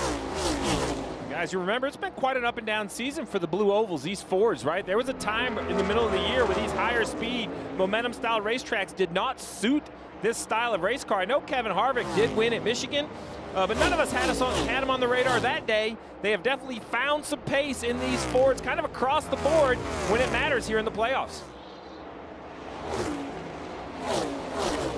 Marty, right now, Chastain in between 2 Penske drivers. And about to lose second to Joey Logano. So what's going on with the 1 car? Listen on the radio. Started off neutral, 20, tightening up the hub split, creeping loose there as I go from 0. So saying the car's getting freer and he's having to hustle it to get any speed out of it. He got his hands full, but right now showing a lot of patience. How about his teammate, Daniel Suarez, Parker? Right, Marty, for his teammate, Daniel Suarez, he's fallen off this battle for the lead a little bit, and 2 reasons. One being fuel. When they pitted at lap 97, the team told him he was about 3 to 4 laps short, and then after all those cautions, that put them right on the number, so much so the team was updating him when he was running in second as to how much Chastain was lifting compared to him so they could kind of try and hit a fuel number a little bit. Also, just like the one car there for Ross Chastain, he's getting quite loose in that 99 and losing the rear grip. So trying to save fuel and lacking a bit of handling has taken him out of that battle for the lead. 31 to go, 37 laps since lap pit. That's, 68 laps to finish this. Now, some were yellow, but you asked earlier, we're thinking 50 to 55 laps. This is going to be well over 60. The pit reporters have given us that update that they're hearing more like 60 or 65 laps. So this would be a great kind of reset on what we think everybody can really do when it comes to stretching the fuel tank. The other challenge, though, is, there's 28 green flag laps. 28 green flag laps on these leaders' tires of Blaney and Logano. So with 30 laps to go, that'll be 58 hard laps, Dave, on this set of Goodyear tires. Let's update Chase Elliott running 20th. They made a significant change while he was on pit road 2 times ago with both right side wheels off. They went at the suspension. Did it help? Just so up out of the track, man. Like the right rear is super harsh now. My ride got bad quicker, but I still feel like I'm carrying my front tire. Restarted 20th, running 20th. Long day for the 9 team. They're going to have to take another crack at it if they're going to get Chase Elliott to the front and get some points before the day's over. And another playoff driver right behind him in Chase Briscoe. Those are the 2 lowest scored that are still out on the racetrack. But it's Blaney out front here at Vegas.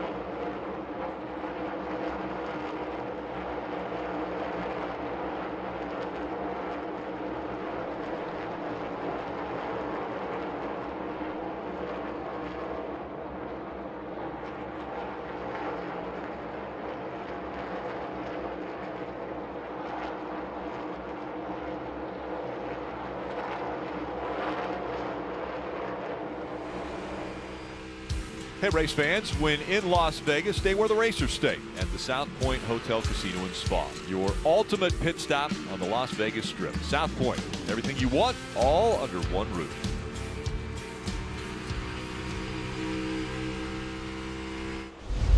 Take a look at this. Ty Gibbs and the 3 of Austin Dillon. Yeah, there's contact made.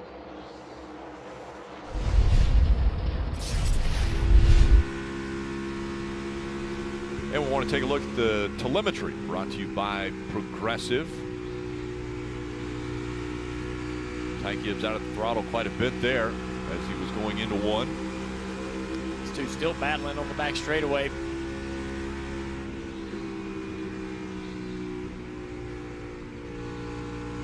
Guys struggled in this car since they switched the teams. Had a couple of bright spots before that. Hand out the window for a long time there. Yeah, I think he's and trying even to more. Yeah, I think he's trying to tell him, look, man, I didn't mean to. I don't know if you're mad at me, but I don't think that was really on purpose. I'm just trying. I don't even know where the right side of this car is yet. The 3 car though, struggling there off the corner, losing a few more spots. Well, you see the left side. I can't tell if it's just in the shadow or if I can't see the Goodyear because of that kind of beating and banging of the 2 cars. Right in front of him, though, Chase Briscoe has fought his way to be not the worst playoff driver. He said, I'm going to pass the 9 to 10. That's one playoff car I have gone by on the racetrack. This is 14.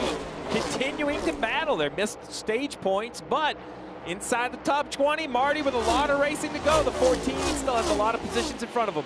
And Steve, I go back to the beginning of the round of 12 when they were at Texas, and they were awful. They went down a lap in that race as well, but they made so many changes to Chase Briscoe's car and wound up with a top 10. Do not count them out yet. 122 to go. That damage we saw earlier was body only, no suspension damage. Briscoe saying car just way too loose. He needs a lot more rear grip, especially in turns 3 and 4. And Marty, at the beginning of the day, the 9 drivers crew chief Alan Gustafson told me that they didn't want to be conservative today. Even though they're the playoff leader, plus 31 to the cut line going into this race, he said, we want to make something happen today. Unfortunately, it has not been their day yet. 121 laps to go. We'll see if the 9 can bring it around. Yeah, the 9 cars shocked me how they ran in practice and qualifying this weekend. They haven't really been able to give him the adjustments to get the speed in this car. And that big cushion that he had coming into this race is all but gone. Right now, if this race were to end, he's at plus 10 to the cut line. And so that's pretty concerning with only 2 races left. This guy we thought had set himself apart from the field in terms of stage points, playoff points. He's a bit better finish today. Great battle up on top of the screen there, the 24. Byron, Denny Hamlin down the back straightaway. Yeah, Junior, still a lot of racing to go as 120 laps remain here in Vegas. Denny Hamlin trying to surge ahead of that 24 of William Byron. Pretty impressed with Denny being able to make that move into 3 in the middle of the corner, middle of the racetrack, actually. Got a good little race car. We saw that 24 earlier in the race. It seemed like the light switch got turned off. Like it was driving good. Then all of a sudden he lost a lot of time in just a matter of a few laps. We've seen that with a lot of cars. It seems like once they get to a certain point in the tire run, some cars are able to keep running, but others all of a sudden start falling off that cliff and losing a lot of time. Dave. Yeah, a good battle we're watching for 5th here. Denny Hamlin, by the way, he's done this before. Don't forget Kansas, where he started 25th and finished 2nd. They were confident that they could do something like that today. So far, so good. As for William Byron, his latest report is just building too much to the right rear. A touch free off of both ends of the tracks when he exits the corner. They need to make some adjustments on this car. Even though this has been a decent run, he restarted 9th. He was all the way up to 5th.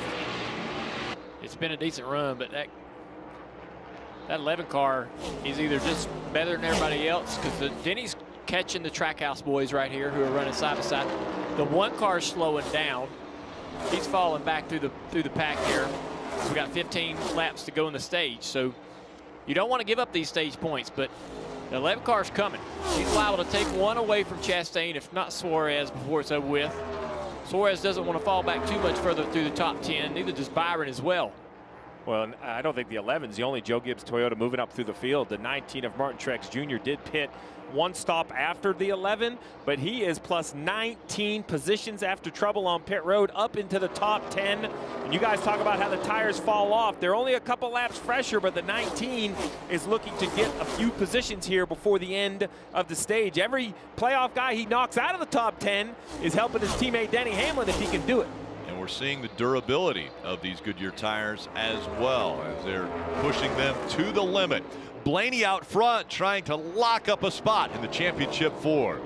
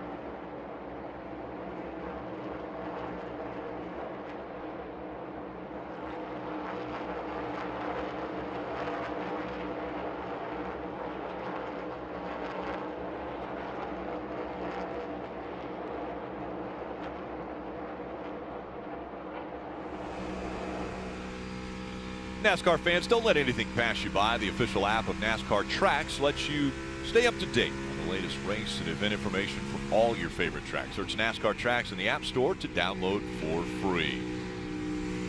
From the spoiler to high above Las Vegas, looking down at the strip. Aerial coverage brought to you by Geico.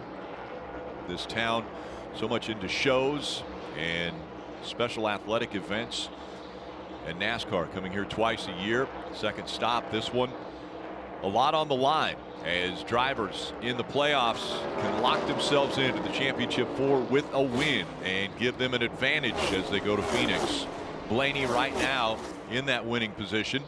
Logano 2 seconds behind him. Suarez running third. Then it's Chastain, Hamlin, and Byron. 3 more playoff drivers all in the top 6. Parker. Right, Rick. Ryan Blaney putting on a show here at the front, leading over his teammate by 2 seconds and loving this long run because this car has had a pretty specific issue every single restart and short run. Take a listen on his radio. I mean, I can't say it's chattering so bad. Don't know why we have this issue, but affecting performance. Essentially chattering the front. We heard that at the beginning of the race. He's had it each time on the short runs, and it just can be sometimes because of the air pressure or a setup in that car where the front tires are not gripping.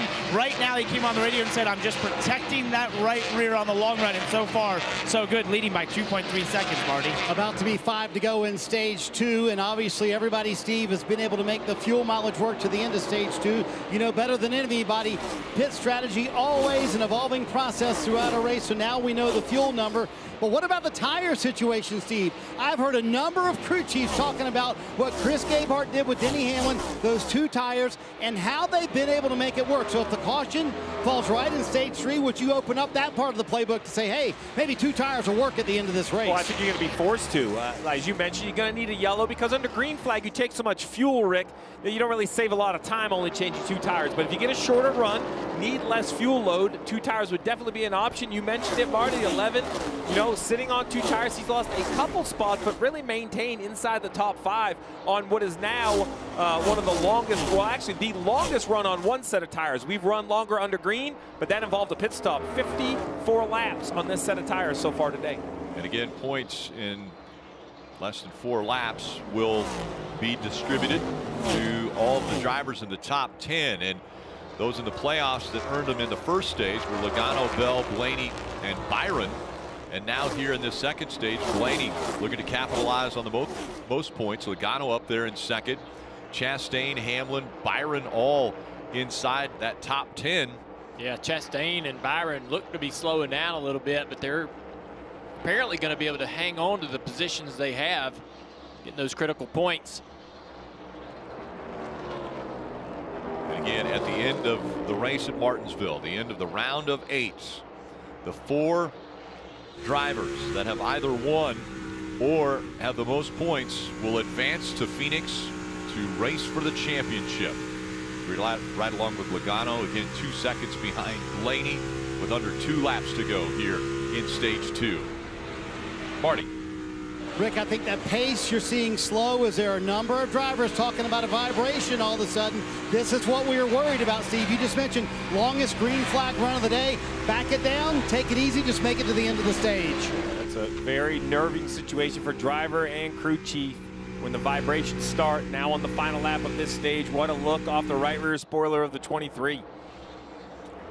Ryan Blaney, amazingly enough, on this final lap has not been to victory lane this year. Although, if he's able to win this stage, it will be the 8th stage win of this season, the most of all drivers, and he's going to be able to hang on and win stage 2. Ryan Blaney gets stage 2. Logano will finish second. Suarez, Chastain, and Hamlin the top 5. And so will it be Ryan Blaney who potentially could get his first win of the 2022 season, make it 20 different winners, and lock himself in to the championship 4. Already temperatures have been at an all-time high, and we still have a stage to go.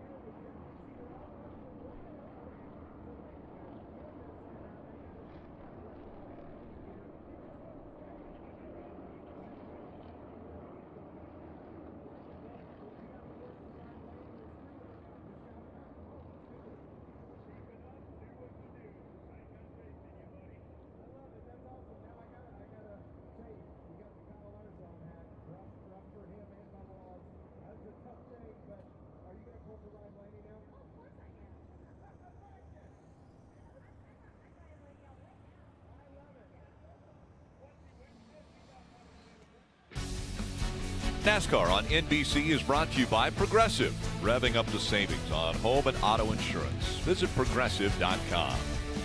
And by South Point Hotel, Casino and Spa, where the racers stay in Las Vegas.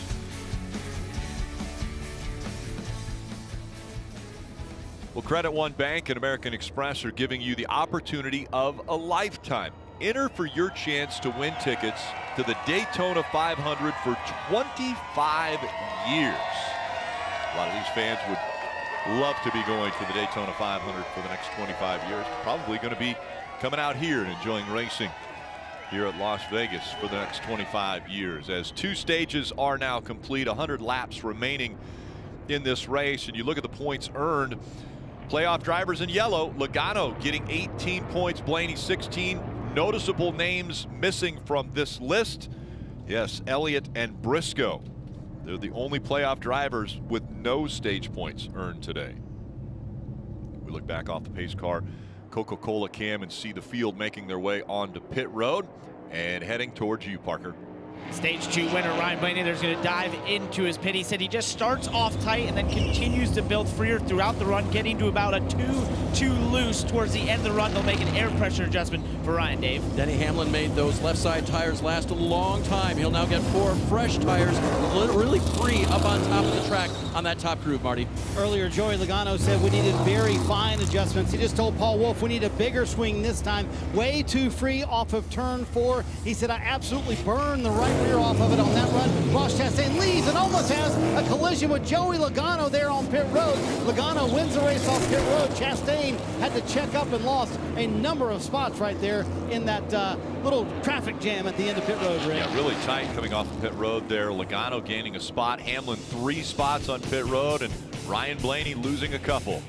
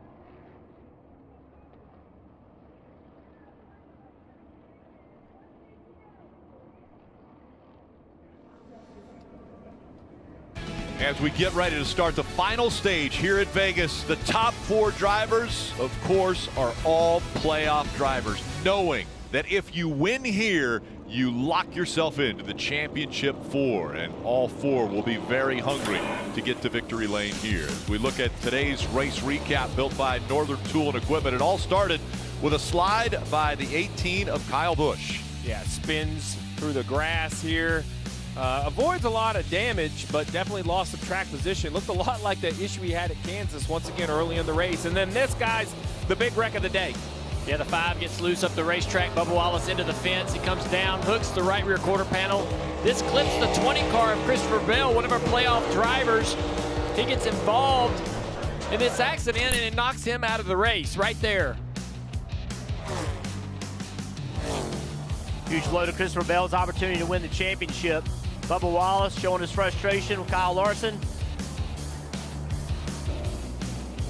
And then Christopher Bell's damage was so bad, he could not repair it. He is out of this race.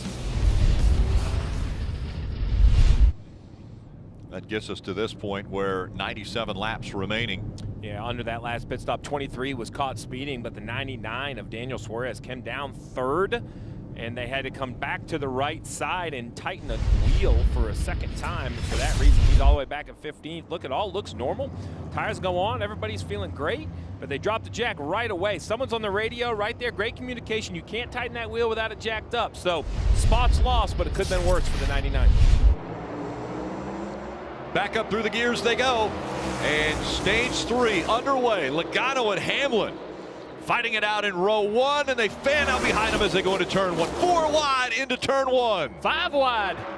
Lots of contact, too, with the 8 car and the 18 down on the bottom. That blue car, Chase Briscoe, 3 wide, about 5 rows back, making tons of ground up right here. 3 wide for second up front. Blaney, the 11, Chastain. Chastain's lost his teammate up here up front. And really close coming off of turn 4 for that 3rd spot between the 1 and the 11. And there has been history between these two. And the Penske boys are back out front, but this time it's Logano with the lead over teammate Blaney. Hard racing now for that 3rd spot as the two Penske drivers pull away. Looked like Chastain was trying to either let the 11 go, get behind him, or I don't know what was going on there, but man, he flies back by on the outside of Denny in 3 and 4. Logano, Blaney, Chastain, Hamlin, the top 4. That was an interesting exchange down the back straightaway between the 11 and the 1. The racing in the middle of the pack still as wild as ever. Eric Almirola in the 10 on the inside of the 24 of William Byron. Byron's been able to clear him. Eric's had some good speed this weekend. Hadn't really been able to get up front here to show it in this car, but fast in practice, driving through the field up to the end of the 2nd stage. One car that's lost a lot of spots is that green one right there, Tyler Reddick. Went 4 or 5 wide on the restart down on the apron and has lost tons of spots since some contact with the 18 car. See how aggressive these restarts are. It's just an opportunity to get spots. If you're not aggressive, you know, you're just losing ground.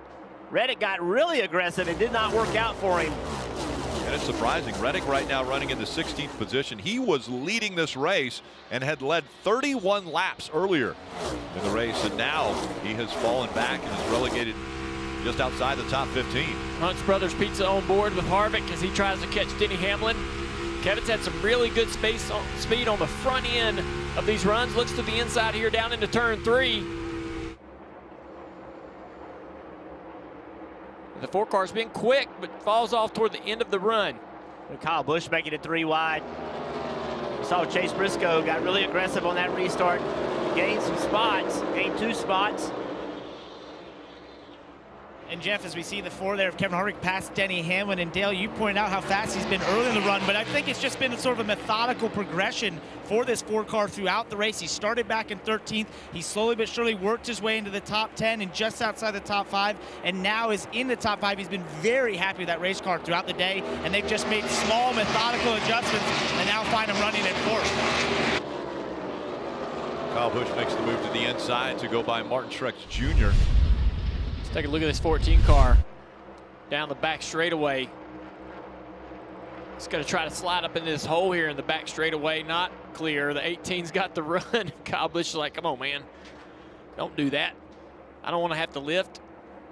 Kyle gives him a little shot in the back bumper there. Cutting some slack, though. Lifted a little bit to let him in. But Kyle was not amused with that move, I can assure you. Hamlin's fallen back to the 5th spot now as Harvick has been able to get by, as we see Austin Cindric now in the 2 has cleared the 10. Eric was 6th here in March in that 10 car, but the two car and his Penske teammates have been fast all weekend. Cindric trying to find his way back up there toward the front with the rest of his teammates. Impressive showing today for the Ford manufacturers. And Logano, Blaney running 1-2. Harvick is 4th.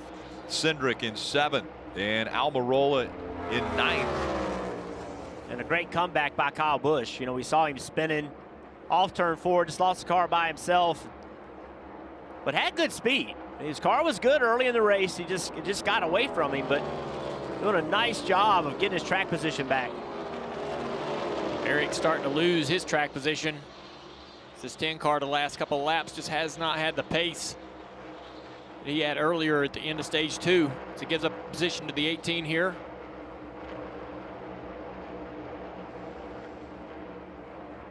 And let's check back in with Parker on pit road. Well, Rick, coming into this race, there was a lot of talk about concerns with the tires lasting and what that meant, and maybe we'd see tire issues.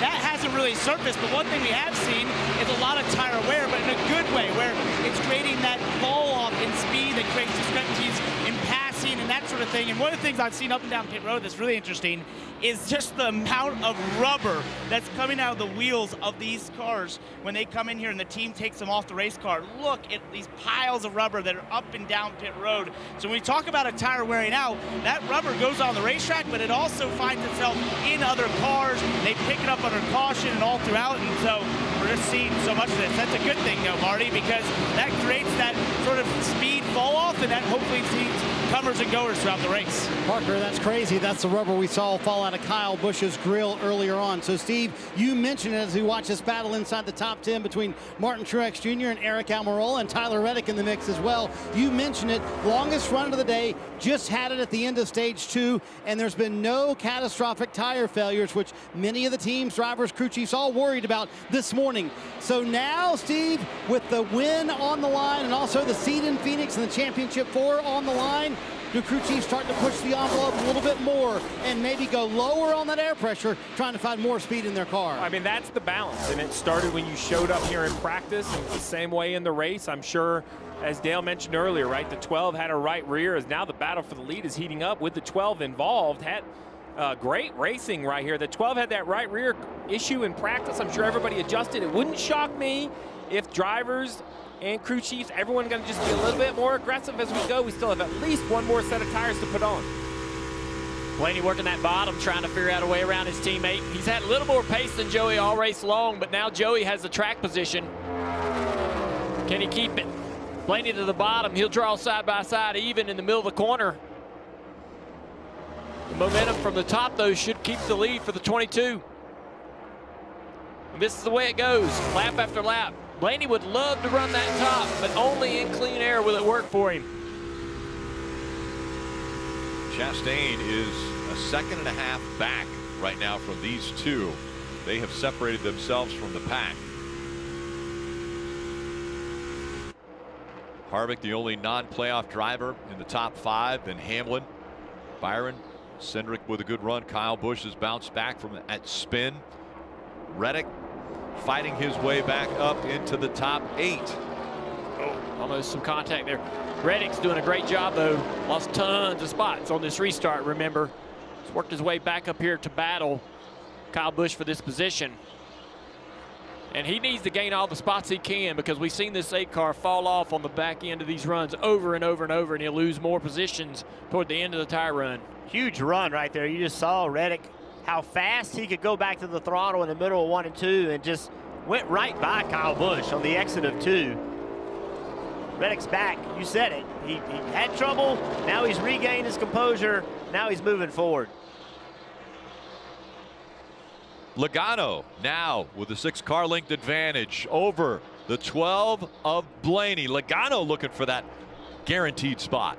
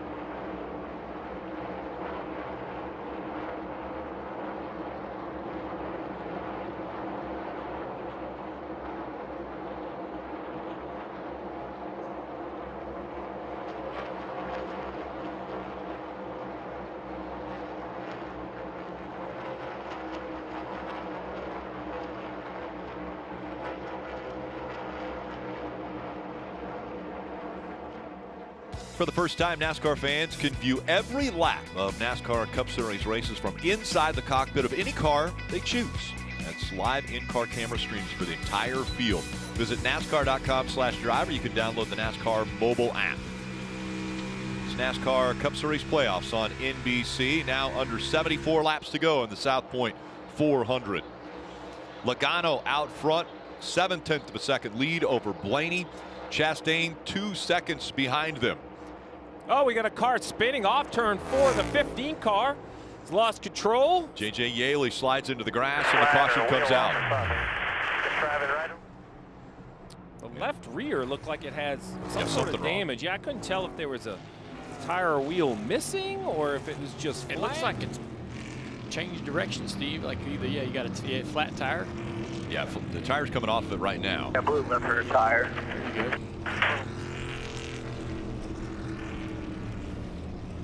JJ had a really good qualifying effort, P26 for this race. Just hasn't had the run they hoped for, and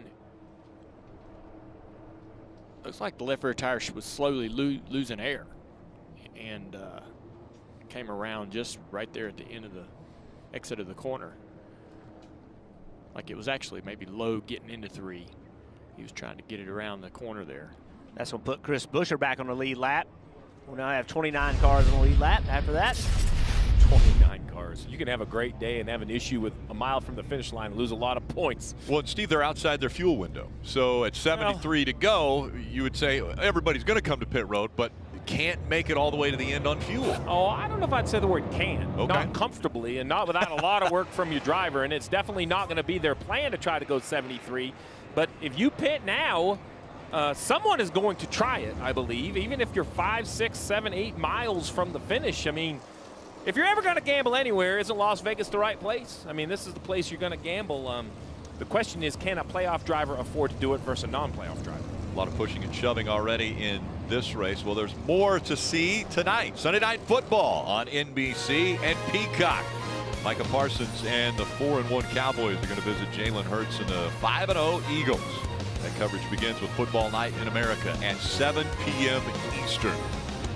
5-0 Eagles. I know it. A lot of people don't believe it. Undefeated Eagles right now. That's a passionate fan base. You know, every once in a while, there's this groups of fans like our man in the booth next door, the Commanders fan, right? They deserve to have that great start to the year. The Eagles fans are having it.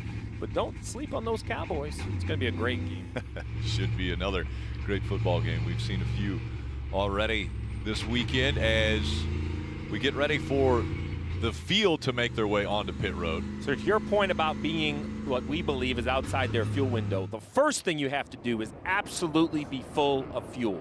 Now, they shouldn't need a tremendous amount of fuel. We just ran 23 laps, but you're going to see a lot of heads nodding on those gas men, a lot of extra look from that jack man, try to get as much fuel packed into that 20-gallon cell as you have as possible.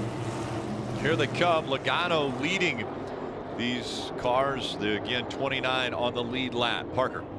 And the 12 team told Ryan Blaney, we're going to do our best to get you back out front. The top of your screen there, just looking for a little bit more fire off speed here. So they're going to do 4 tires and an air pressure adjustment once again for Ryan Blaney, Dave. Denny Hamlin said he's a little tight in the center of 1 and 2, letting off a little bit early.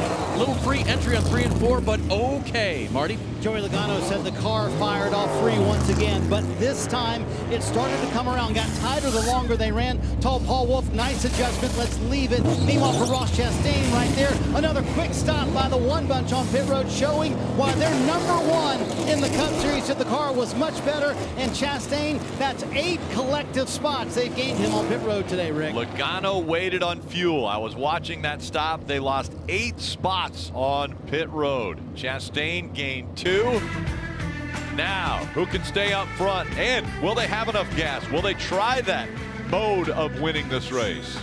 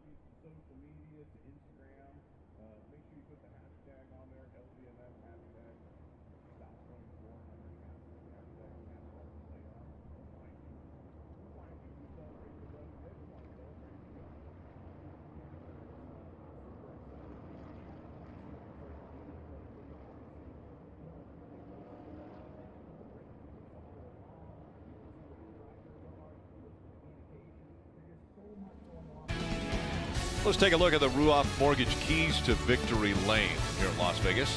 We'll start out with points versus aggression. We know how important points are, but if you have a shot to win this race, you got to go for it. Winning this race moves you to the next round, maybe 5th, 6th, 7th, race for points, but if you can win, you got to go for it. And you got to know who you're racing between non-playoff and playoff guys. You also got to get that information from your crew chief on what positions you need to be fighting for, when do you need to take the big risks and not. Gamble. Fuel is going to be close. Gamble, you're in Las Vegas. Jeff, you talked about winning a race. Well, the winner of the first race of this round has won the championship 3 of the last 6 years. So if you are a championship contender and you can win this race, it would be a big step in the right direction. And as we say that, we have the 8 car of Tyler Reddick returning to pit road. I know Fuel is close, but I can't believe you would give up the track position he had just to put a little splash of gas in it. Now, near the back of the field, we did expect to see some cars come in a second time. We'll just watch this. Looks like they're backing up the right side. Just Making confirm it. sure. Yeah. They didn't like something, right, Dale? Something on the pit stop or on the camera? Just confirming all the lugs are tight. And again, Steve, like you mentioned, everybody about 2 to 5 laps short, so the extra fuel does not hurt, but they did not want to give up this track position. Having trouble. Yeah, they're having trouble getting this. The fuel wasn't going in. We saw it spilling out, but that was because it was full, and that's why we're seeing it spill out?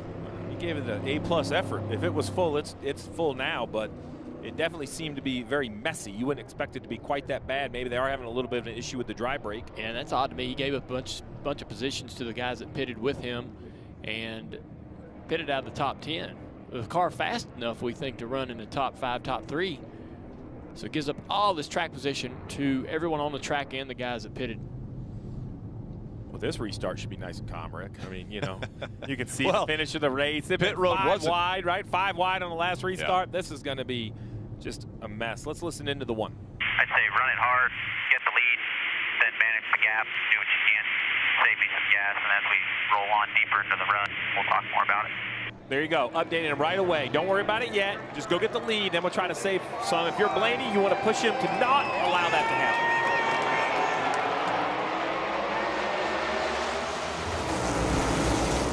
68 laps left here at Vegas. Side by side for the lead. 4 wide now behind them.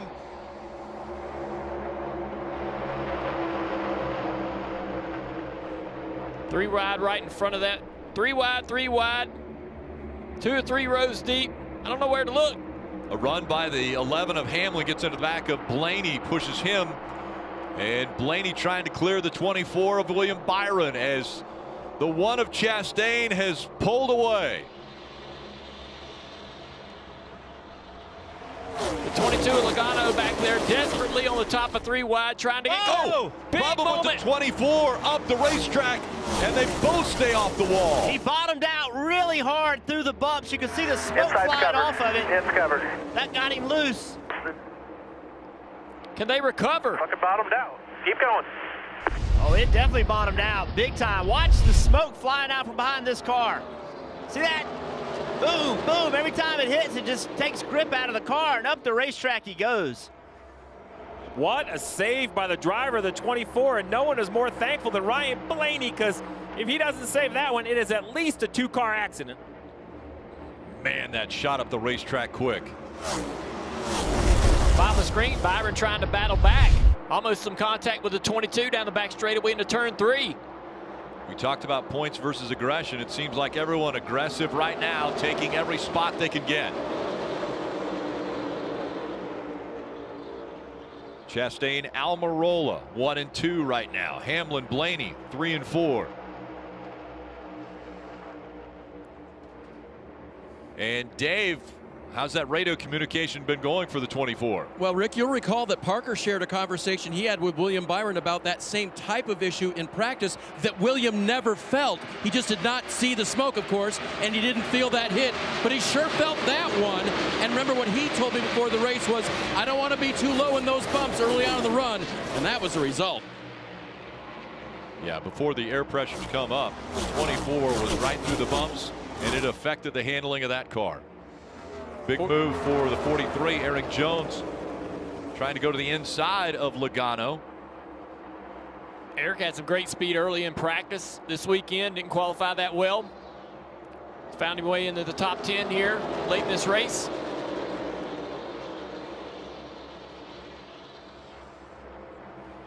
While this is going on, Ross Chastain off out in front of Amarola by about a second and a half. So you heard the radio transmission, hey, get the lead, then save me some, right? Well, this is the time you can do that. Look at the gap that you've created. The only thing you got to do is maintain a little bit. Even if Amarola starts catching you a little bit, it's okay. Now is the perfect time to save fuel. Boy, Ross Chastain's pit crew gained him 8 spots, and he's now delivering on that restart.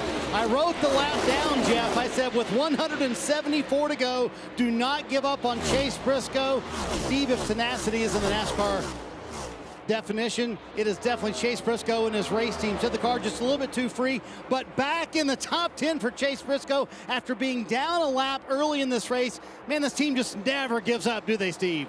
It's been an impressive recovery. The big challenge, though, is they came in so far below the cut line, Rick, that while the recovery is impressive, the lack of stage points is definitely going to make the day a little less successful as they had hoped. But with laps still to go, I mean, 61 to go, that could be the winner at this point. They have got themselves close enough that with a little good fortune and good calls from pit road, great restarts by their driver, they may have a chance. It's an issue down the back straightaway for Cindric. Austin Cindric slow off of turn 2. It's going to come to pit road. Yeah, is this our first flat tire? As the 2 car had an issue, it looks like it's moving around like it has a flat tire in the back.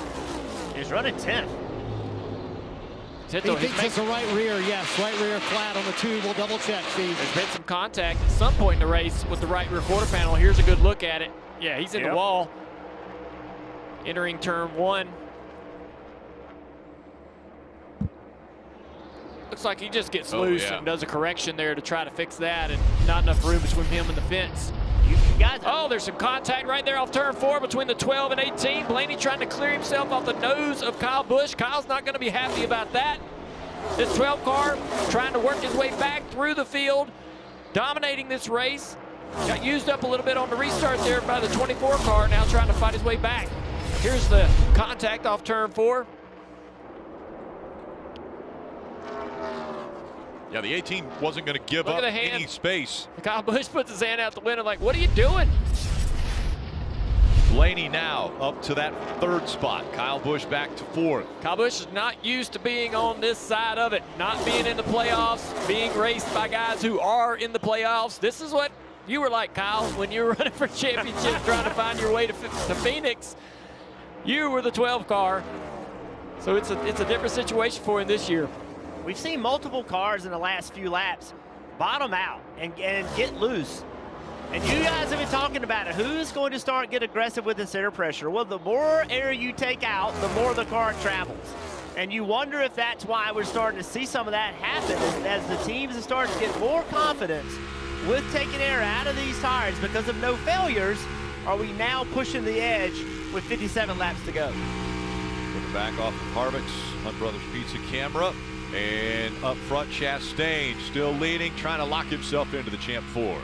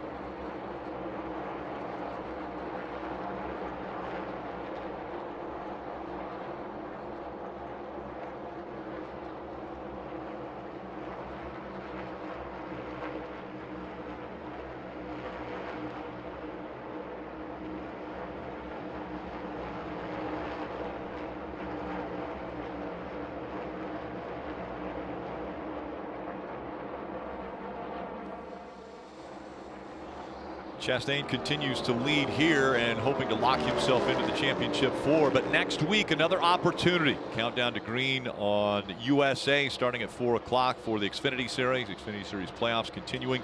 And then on Sunday, back on NBC, it's countdown to green at 1:30. And the Cup Series playoffs, the second opportunity for drivers to lock themselves into the championship 4. As we look at the Xfinity Series points yesterday, Josh Berry won here, and he has locked himself into the championship 4 for the Xfinity Series. But those points tight. Gregson 44 above the cut line. Gibbs, Allgaier all above it. But Austin Hill, the young man, currently 15 points back, trying to have a successful season. And we'll see how he does next week in Miami. Parker.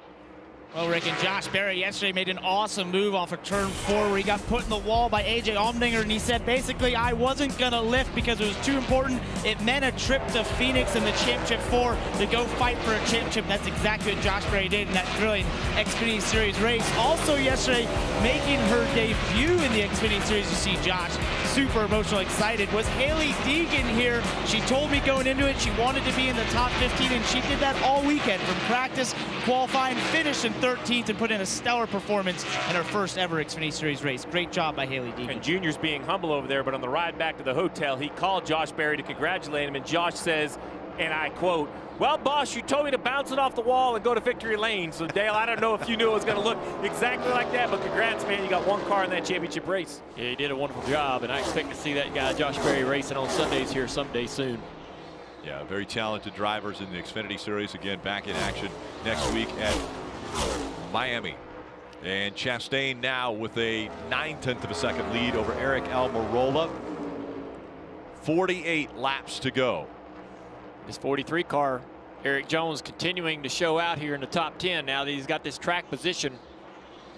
This great battle back here between the 8 and the 24 of Byron. Byron's slowly fading here off the back bumper of Briscoe in 8th, and now the 8 of Reddick trying to climb back through the field after having to come to pit road and start at the very back of this field on the restart. His drove is all the way to 10th.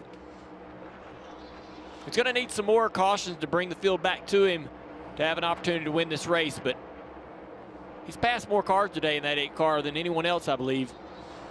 Byron, we talk about points, 16 below the cut line right now, and the reason that the points are still important is because even if there were 3 winners in this round, 1 driver out of this round of 8 will advance based on points. So they want to accumulate as many points as they possibly can so that they could potentially be that driver that makes it into the championship 4 based on points.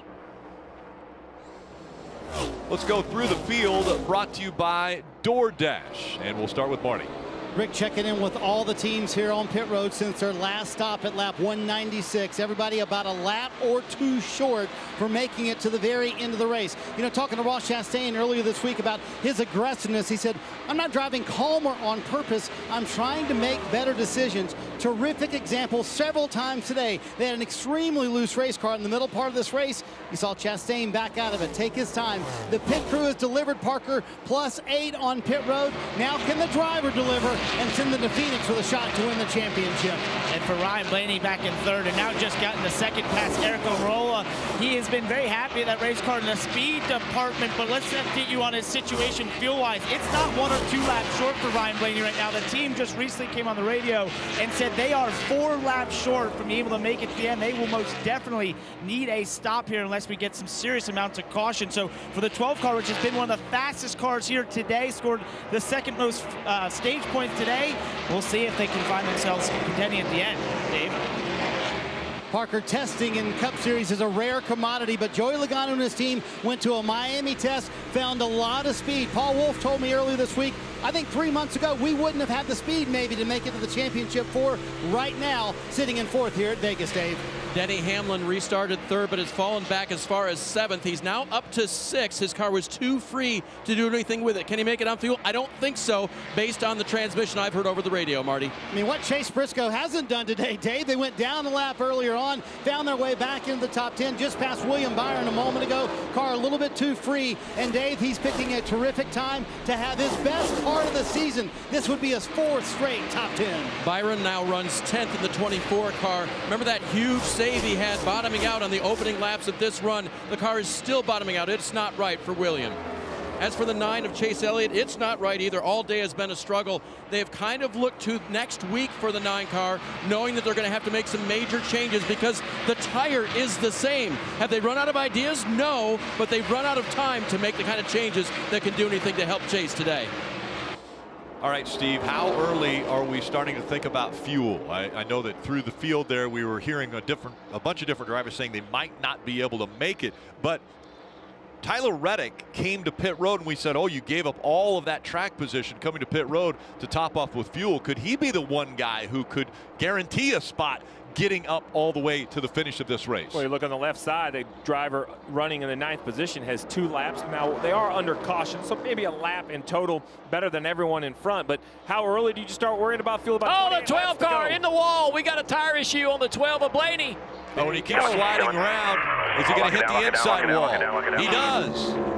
And the caution comes out. Ryan Blaney, one of the strongest cars today, led 39 laps, and now the crew putting the gloves on, getting ready to get that 12, see if they can keep going today.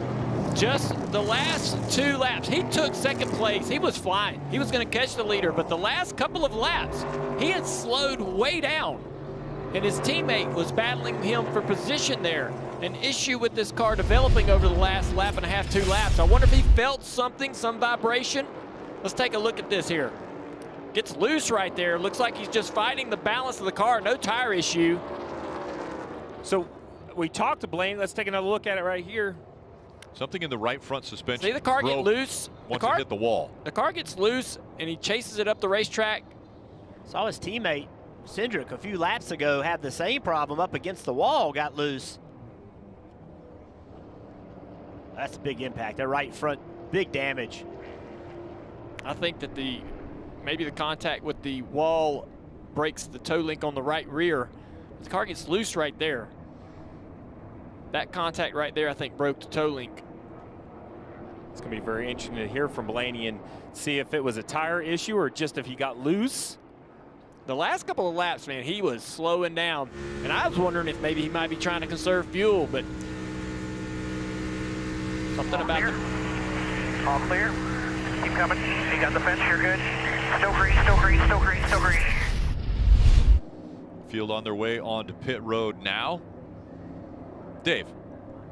Denny Hamlin said overall it's too free, but I've got to be able to be more aggressive on entry, on the restarts. It bounces way too much. So they'll make an adjustment for that if they can to try to give Denny that security and that aggressiveness, Marty. Boy, it's been the same song for Joey Logano for much of the second half of the race. Car starts too free. He says it comes to me, but we're giving up so much on the early part of the run. Going to tighten him up just a little bit. Ross Chastain's pit crew has been fantastic today. He said a little bit too tight, but leave it alone. No changes for Chastain. I think a 2-tire call there for the 31, but Chastain 4 tires, and they leave with the lead, Rick. Yeah, Justin Haley only did 2-tire stop, potentially, maybe only. Oh, but there's smoke coming here at 18. Big issue here for Kyle Busch, and the left front smoking. So there's either damage to the fender that has pushed it on the wheel, or the wheel itself is trying to come off the vehicle and the fender's holding it on. That's what it looks like to me. I don't believe that left front wheel is attached to the car. I think the only thing holding it on the car is the body work.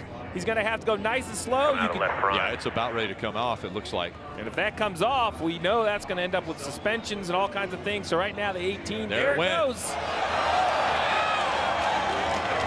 Reaction to the crowd. Left front, come off. Let's put left front on it. Fans either love him or they hate him. Yeah, polarizing figure there with Kyle Busch, even in his home city. And that wheel will stop on the inside wall, and penalties coming for the 18 as he'll make his way back onto pit road. But the reason for the caution, the 12 of Ryan Blaney running second and having a dominant performance into the wall. Now they're working on the car.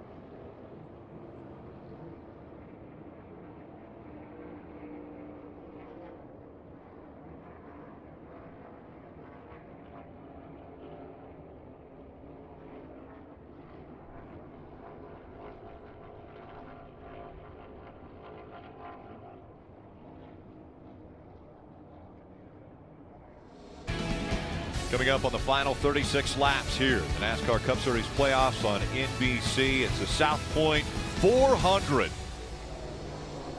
Most recent caution coming out for the 12 of Ryan Blaney, and during the caution, the 18 of Kyle Busch loses the left front wheel.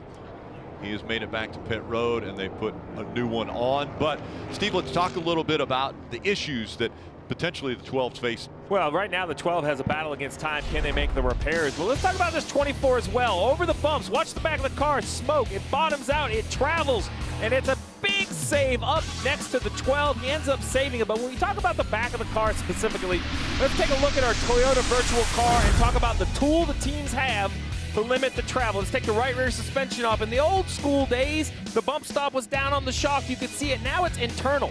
As this shock travels, it's the same for every team. In the upper cap of the shock, it's actually built where when this shaft travels all the way up, it's captured and it squeezes this little washer. Look at that little piece of white foam. That's it. That's the only thing keeping the cars off the racetracks when it goes all the way up and slams into that stop. That is the rough ride. That's what the crew chiefs are trying to use to stay off the racetrack. That's what the drivers do not like riding on. It is a rough ride, but that's the only real tool you have to keep yourself off the bumps in 1 and 2. 35 laps to go from Vegas, and Haley and Chastain now up front. Haley with a little strategy in the 31, trying to get that car up front with track position. He's going to do it. Chastain, who is leading this race, is going to find himself 3 wide for third. Contact between the 8 and the 43 down the back straightaway. And Briscoe, all of a sudden now, battling for the lead. Early in the race, he was barely hanging on to the lead lap.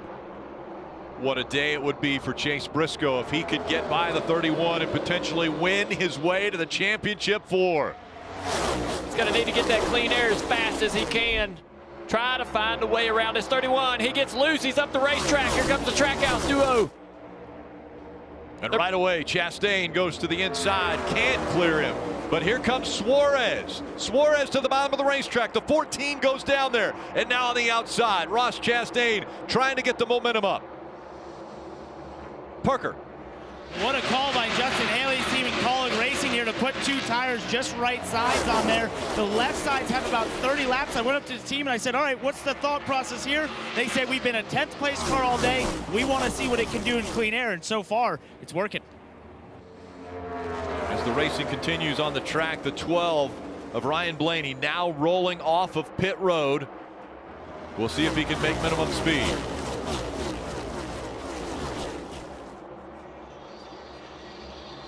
The great situation about this for Haley, nothing against Chase Briscoe, but he has not had top 5 speed. I don't think he has the car that can just drive right by this 31. If he get a little defensive with his line, make that pass as difficult as possible, he's got a little bit of time here. And if you're wondering about Justin Haley, here's a young man out of Indiana, 23 years old, has only 4 top 5s in his career, and 2 of them have come in the last 3 races. Reddick here is going to try to play spoiler of all of this as he gets around the 1 car into 4th position. He goes after the 99, riding on the Hunts Brothers Pizza Cam on the 4 car of Harvick. Reddick is really fast right now, trying to take advantage of it. If he can get clear of this 99, I think he runs that 14 and that 31 down easily.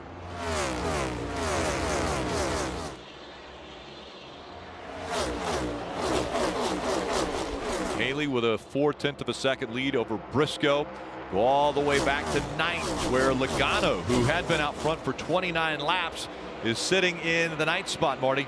Yeah, Rick, so why is Joey Logano not on your TV screen at home? Bad pit stop on what could be the final stop of the day. See, they couldn't get the left rear off of the car. They lost 6 spots, restarted in 10th, and right now has only gained 1 spot in 9th. Going to be tough sledding with 29 to go.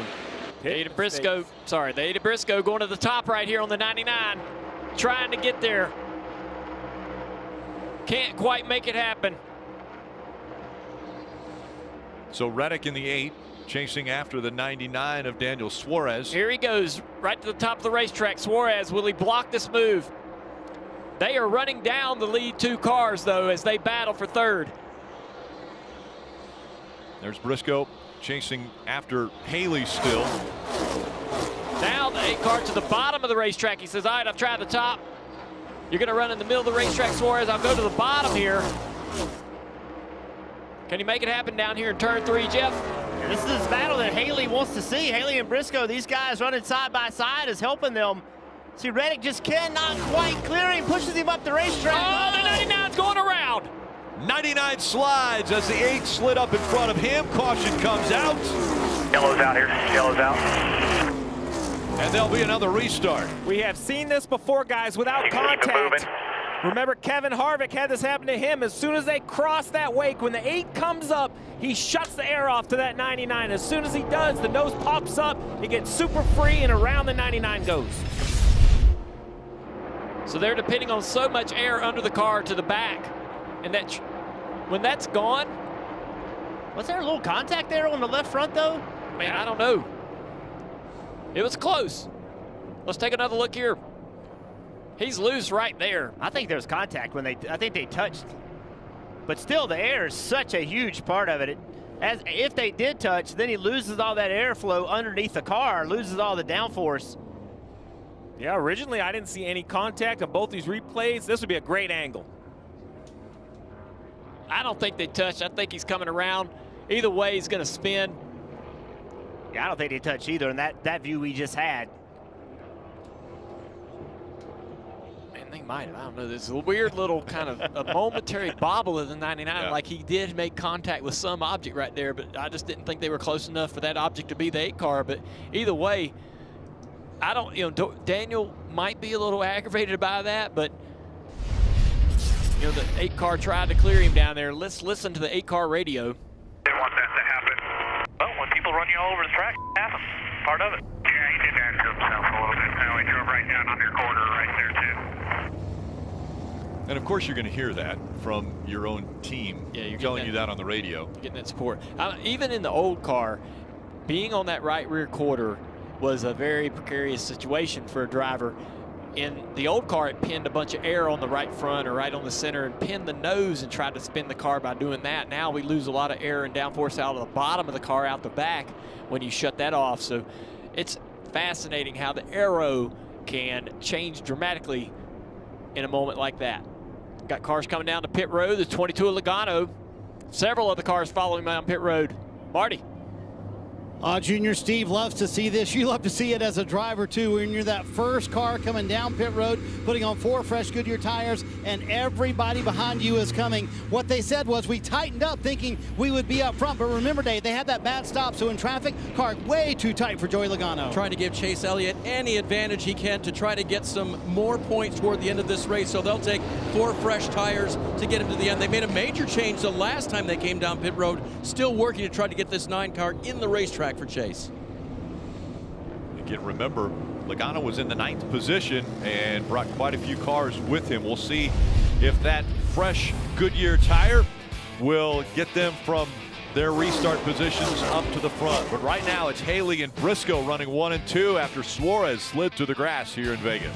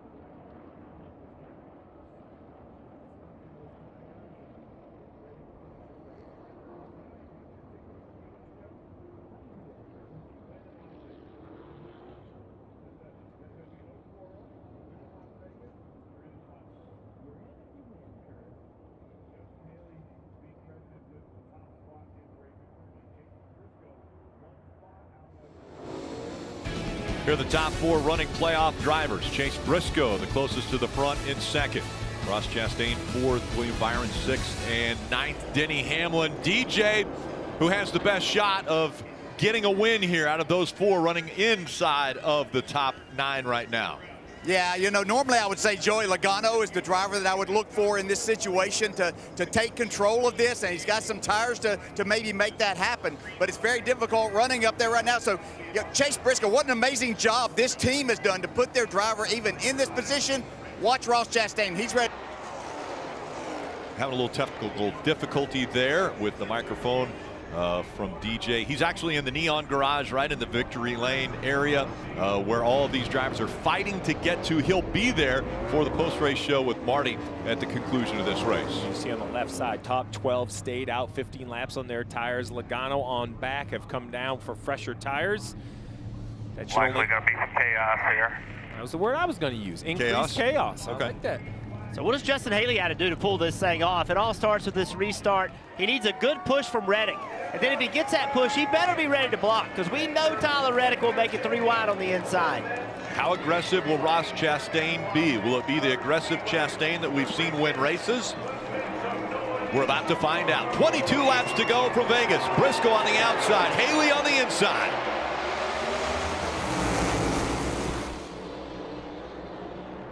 Haley got out there a little bit too far. They're not able to really help him. 3 wide for 3rd as Harvick up the racetrack. He makes contact with the 8. Reddick almost into the 1. Side by side for the lead. And a big run out of the 1. 3 wide. Of Ross Chastain. The 14 fighting back. Briscoe right in the middle, trying to take the lead away. Caution comes out. We got a car around in turn 4. 77 car. Landon Castle has backed his car around. Don't see any damage on the left side. See a little bit of smoke coming out from under the hood right now. Get her going here. These restarts are crazy down the back straightaway. Goodness. And you can tell. You can tell these guys really are having a hard time knowing where everybody's coming from, because there's so many moments of potential contact. But here's the way the crash begins. It was just kind of going straight up the hill, and luckily didn't collect the 23. Ty Gibbs sneaks by, single car accident. There's a 77 right there to your inside. 34 catching some cars, clearing up. Oh, he's got an issue. Yeah, I think that right front goes flat, right? Because it goes down and starts smoking on the splitter, maybe? Is that what we see? I think so. Either that or the tire was smoking in the fender. Yeah. Here's another look. Start to see the smoke there. That's weird. Something definitely happened before he lost control to the car. Crew's checking it out. Front end looks high on that car, Steve. Like there's some kind of mechanical issue. Yeah, I agree. It's, you know, the step splitter makes it kind of hard to reference. So wait. See that hole in the grill? Right front before he spun. Is there any way anything went through the grill or went into the went into this area and because it may have been fluid coming around that tire. Yeah, right? so this pit crew guy moves his leg Look at the nice grill. enough. Look at the grill. Well, we're going to try to. Oh, we got a lot of defense covering our picture here, but. Well, they also saw the picture. There you go. And Right look at there. the grill. Big hole right there. So he gets down in the corner, something in that, something around that pack of cars gets kicked up, goes through the grill. All that fluid comes out around the right front tire. He has no grip in the right front tire heading into turn 3. You're absolutely right, I think, Dale. I mean, that's why they're going behind the wall, right? And there's no other real damage to this car, so I would assume something goes through the radiator, the fluid comes out, no grip going into the corner. Dave. 11th place being given up by William Byron. He told his crew chief, Rudy Fugel, I'm not getting anything done back here. Rudy reminded him, yeah, but if we pitch you, you're going to be way back there, maybe 24th. He said, I can't get anything done. So come on down, 4 fresh Goodyear tires, and then we'll see what he can do. Playoff driver making a big move here. 8 cautions already on the day. Almost had a crash on this restart. Watch the 8-car Reddick, the green car on the inside, the 1 to his outside. Harvick goes 3 wide into the corner. Reddick gets loose up the track, contact. Good save by him. Now he's trying to recover as everybody's coming from behind.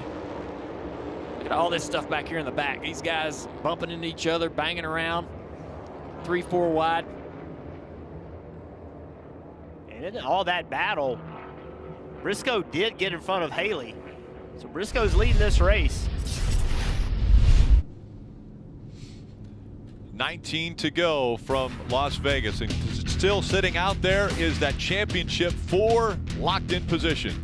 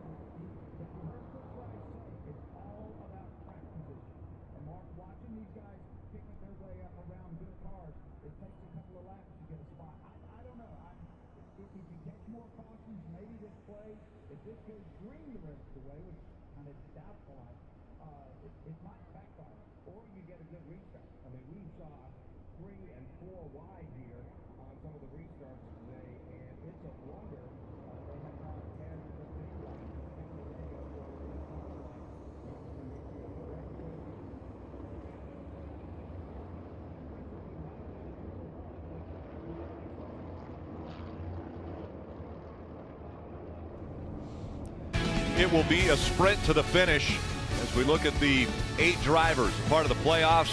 Bell out of the race early. Byron, 27 points back. He just came to pit road trying a strategy move with fresher tires. Briscoe, the leader, can he win his way into the championship 4 and lock up a spot? Action started early, Rick. The 18 of Kyle Busch. Single car accident, just loses control off turn 4, slides through the grass. No real damage for the 18. And then drivers, the biggest wreck of the day. Yeah, the 5-car, Larson loose up the racetrack, gets into Bubba Wallace. Bubba into the wall, comes back down the racetrack, collects the 5-car in the right rear quarter panel. This all collects the 20 right there. Christopher Bell hard into the outside wall, knocking out one of our playoff contenders early. Bubba Wallace came over to let Larson know, I didn't like it. You showed it. Junior Christopher Bell out early. And Blaney having a really strong day at damage and hits really hard. Just recently, Daniel Suarez goes around. The 8-car slides up the track. Suarez gets loose, spins down the infield grass right here in front of the grandstands. Marty. Let's chat with Johnny Klossmeyer, crew chief for the leader, Chase Briscoe. If I'd have told you as you were going down a lap in stage 1, you'd be leading with 17 to go, would you have believed me?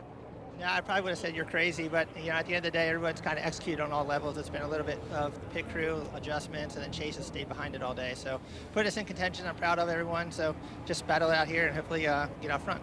All right, we're going to let him call the start here, Steve. I can guarantee you were in the sports book last night. I'm not sure anybody was betting on Chase Briscoe to be the first for the championship for the Phoenix. We talked about him in the pre-race, buy, sell, hold. I had it as a hold. I wasn't ready to give up on him. Now, I wasn't a buy. I wasn't that smart to think he was going to be up here right now. It's going to be this, impressive run right here, but he's circled with some guys that could make our 20th winner. 19 winners so far, but what about Justin Haley? What about Martin Truex Jr. surprisingly hasn't won? Or A.J. Allmendinger? They're stacked up near the front. It'll be 16 to go. A sprint to the finish. And these restarts have been wild. Allmendinger jumped to the outside of Truex. Here's the 22 Logano. To the bottom of the racetrack. 4 wide now for the 6th position. 3 wide for 3rd. Justin Haley got his nose out in front of Briscoe for the lead, but Briscoe on the outside. Haley side driving, big run by Chastain. Ross Chastain to the bottom of the racetrack. He'll take the lead away going into 3. Briscoe's fighting back on the outside. Not going to be able to create a run there. 4 wide down the front straightaway. Chastain with a big lead now as they fight for 2nd. Haley and Briscoe.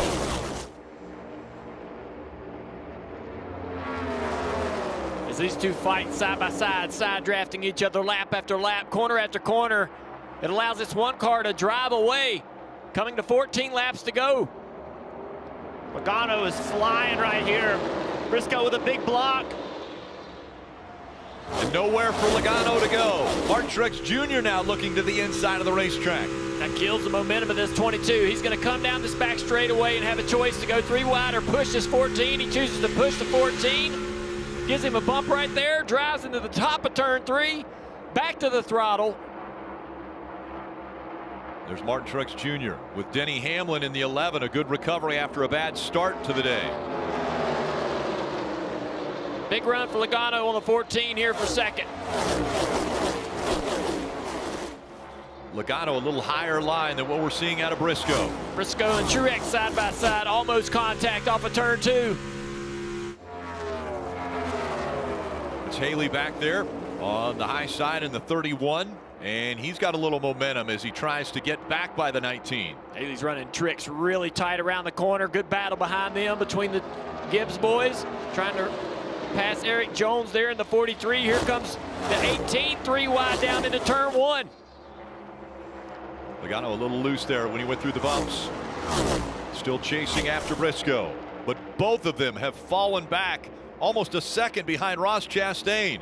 Now, a little movement on the high side. Here comes the 11 of Denny Hamlin. Yeah, Truex and the 31 still racing side by side has allowed the 43 and the 11 through. The 18 past them. Look at Truex. Contact. Is that enough?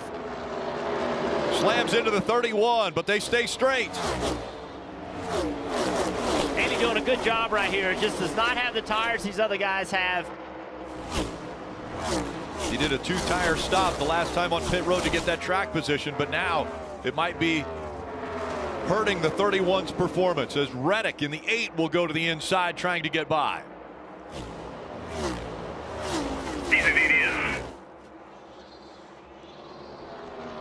The 43 of Eric Jones to the outside of Denny Hamlin. This is for 5th. Hamlin trying to take this spot away. Jones is going to fight here on the outside. Top 3 drivers, all playoff drivers. Chastain, Briscoe, and Logano coming up on 9 laps to go here in Vegas. Logano was able to get underneath Briscoe down the back straightaway, then drive by him into turn 3. I think Logano's got an opportunity here. 9 laps ago, a second back. I think Logano's got the fastest car. Briscoe trying to fight back, but falling back now from the 22. There's the distance between 1 and 2. Chastain a big lead. Yeah, but look at, you can see the 22. He's so fast in the middle of the corner, lets him go to the throttle so quickly. And he's running this high line in 3 and 4, which is creating tons of momentum down the front straightaway.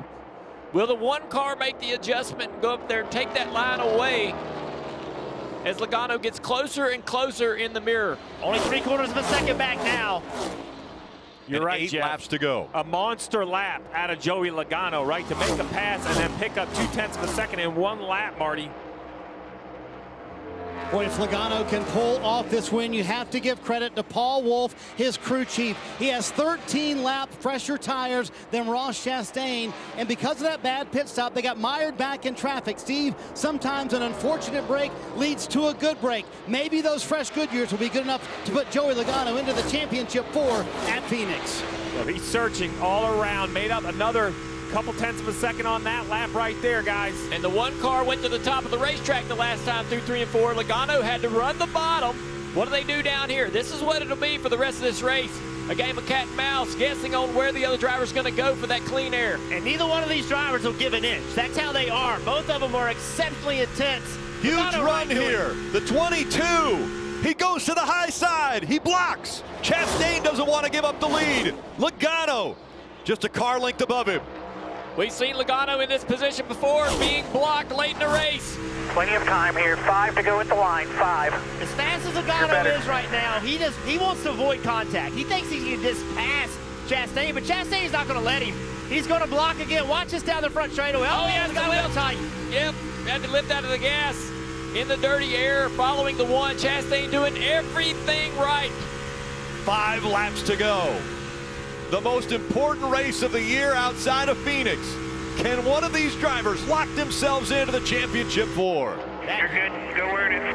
That huge block by Chastain has kept him alive with this battle for the win. Chastain's just basically aiming for the middle of the corner on entry so he can go low or high if needed. Another run here by Logano. Some little run at you. Logano down to the apron. On the apron right here. You're Once still again, clear. Chastain blocking. Chastain blocking every move Logano makes. Logano can do nothing here with the 1 car right in front of him through that corner. And behind them, Briscoe and Kyle Busch, side by side. They're catching these two as they've battled. They got a lap car right here, the 22 to the middle of the racetrack. He's going to be alongside this 1 car. He's going to draft here sideways. The 1 trying to get away from him, so he cannot side draft. The 22 says, fine, I'll run the shorter distance. Watch Logano how far he drives into the corner. He's in front of him, but he can't slide up to clear him, or is he going to? He does! Clear up. He slides just in front of Chastain. Now Chastain, with under 3 laps to go, has to fight his way back up front. Logano is driving away from him now. Just a faster car at this moment. Joey Logano, a champion already in the Cup Series, looking for number 2. 2 laps to go here in Vegas. That 22 is flying, but can the 1 find something? Just a few more corners to go. No pressure. Logano, Chastain, Kyle Busch, Briscoe, Hamlin, the top 5. 4 of the top 5 all playoff drivers. Off of 4. Now 1 lap to go, presented by Credit One Bank, and the gap between 1 and 2, a half a second. Joey Logano right in the middle of the racetrack for the final time, and the gap staying the same. Chastain doesn't have anything for Logano. Joey Logano coming in.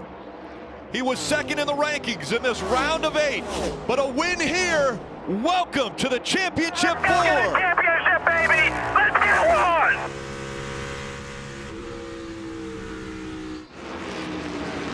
Good job. Way to fight. Good job, Paul.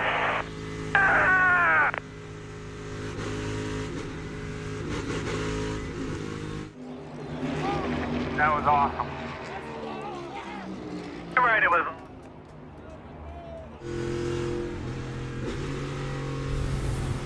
Paul Wolf all smiles on top of the pit box. And the first driver advancing to the championship 4 is Joey Logano. Steve, you gave us the stat earlier. The winner of this race has gone on to win the championship 3 of the last 6 years. Joey Logano just punched his ticket. Logano did it in 2018.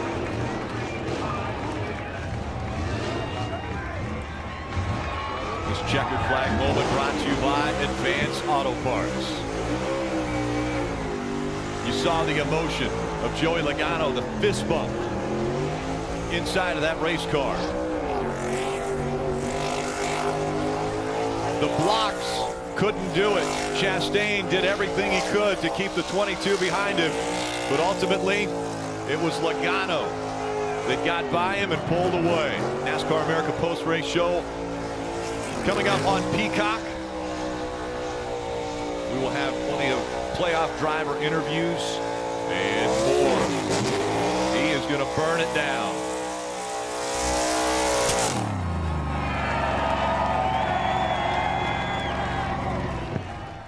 Rear tires are flat. 30 wins already for Joey Logano. And remember, the young man just 32 years old, now in a position where he could get his second championship, Marty. Rick, when it's on the line in the NASCAR Cup Series, few are better than Joey Logano. Add fresh Goodyear tires, and that call by Paul Wolfe, and he delivers.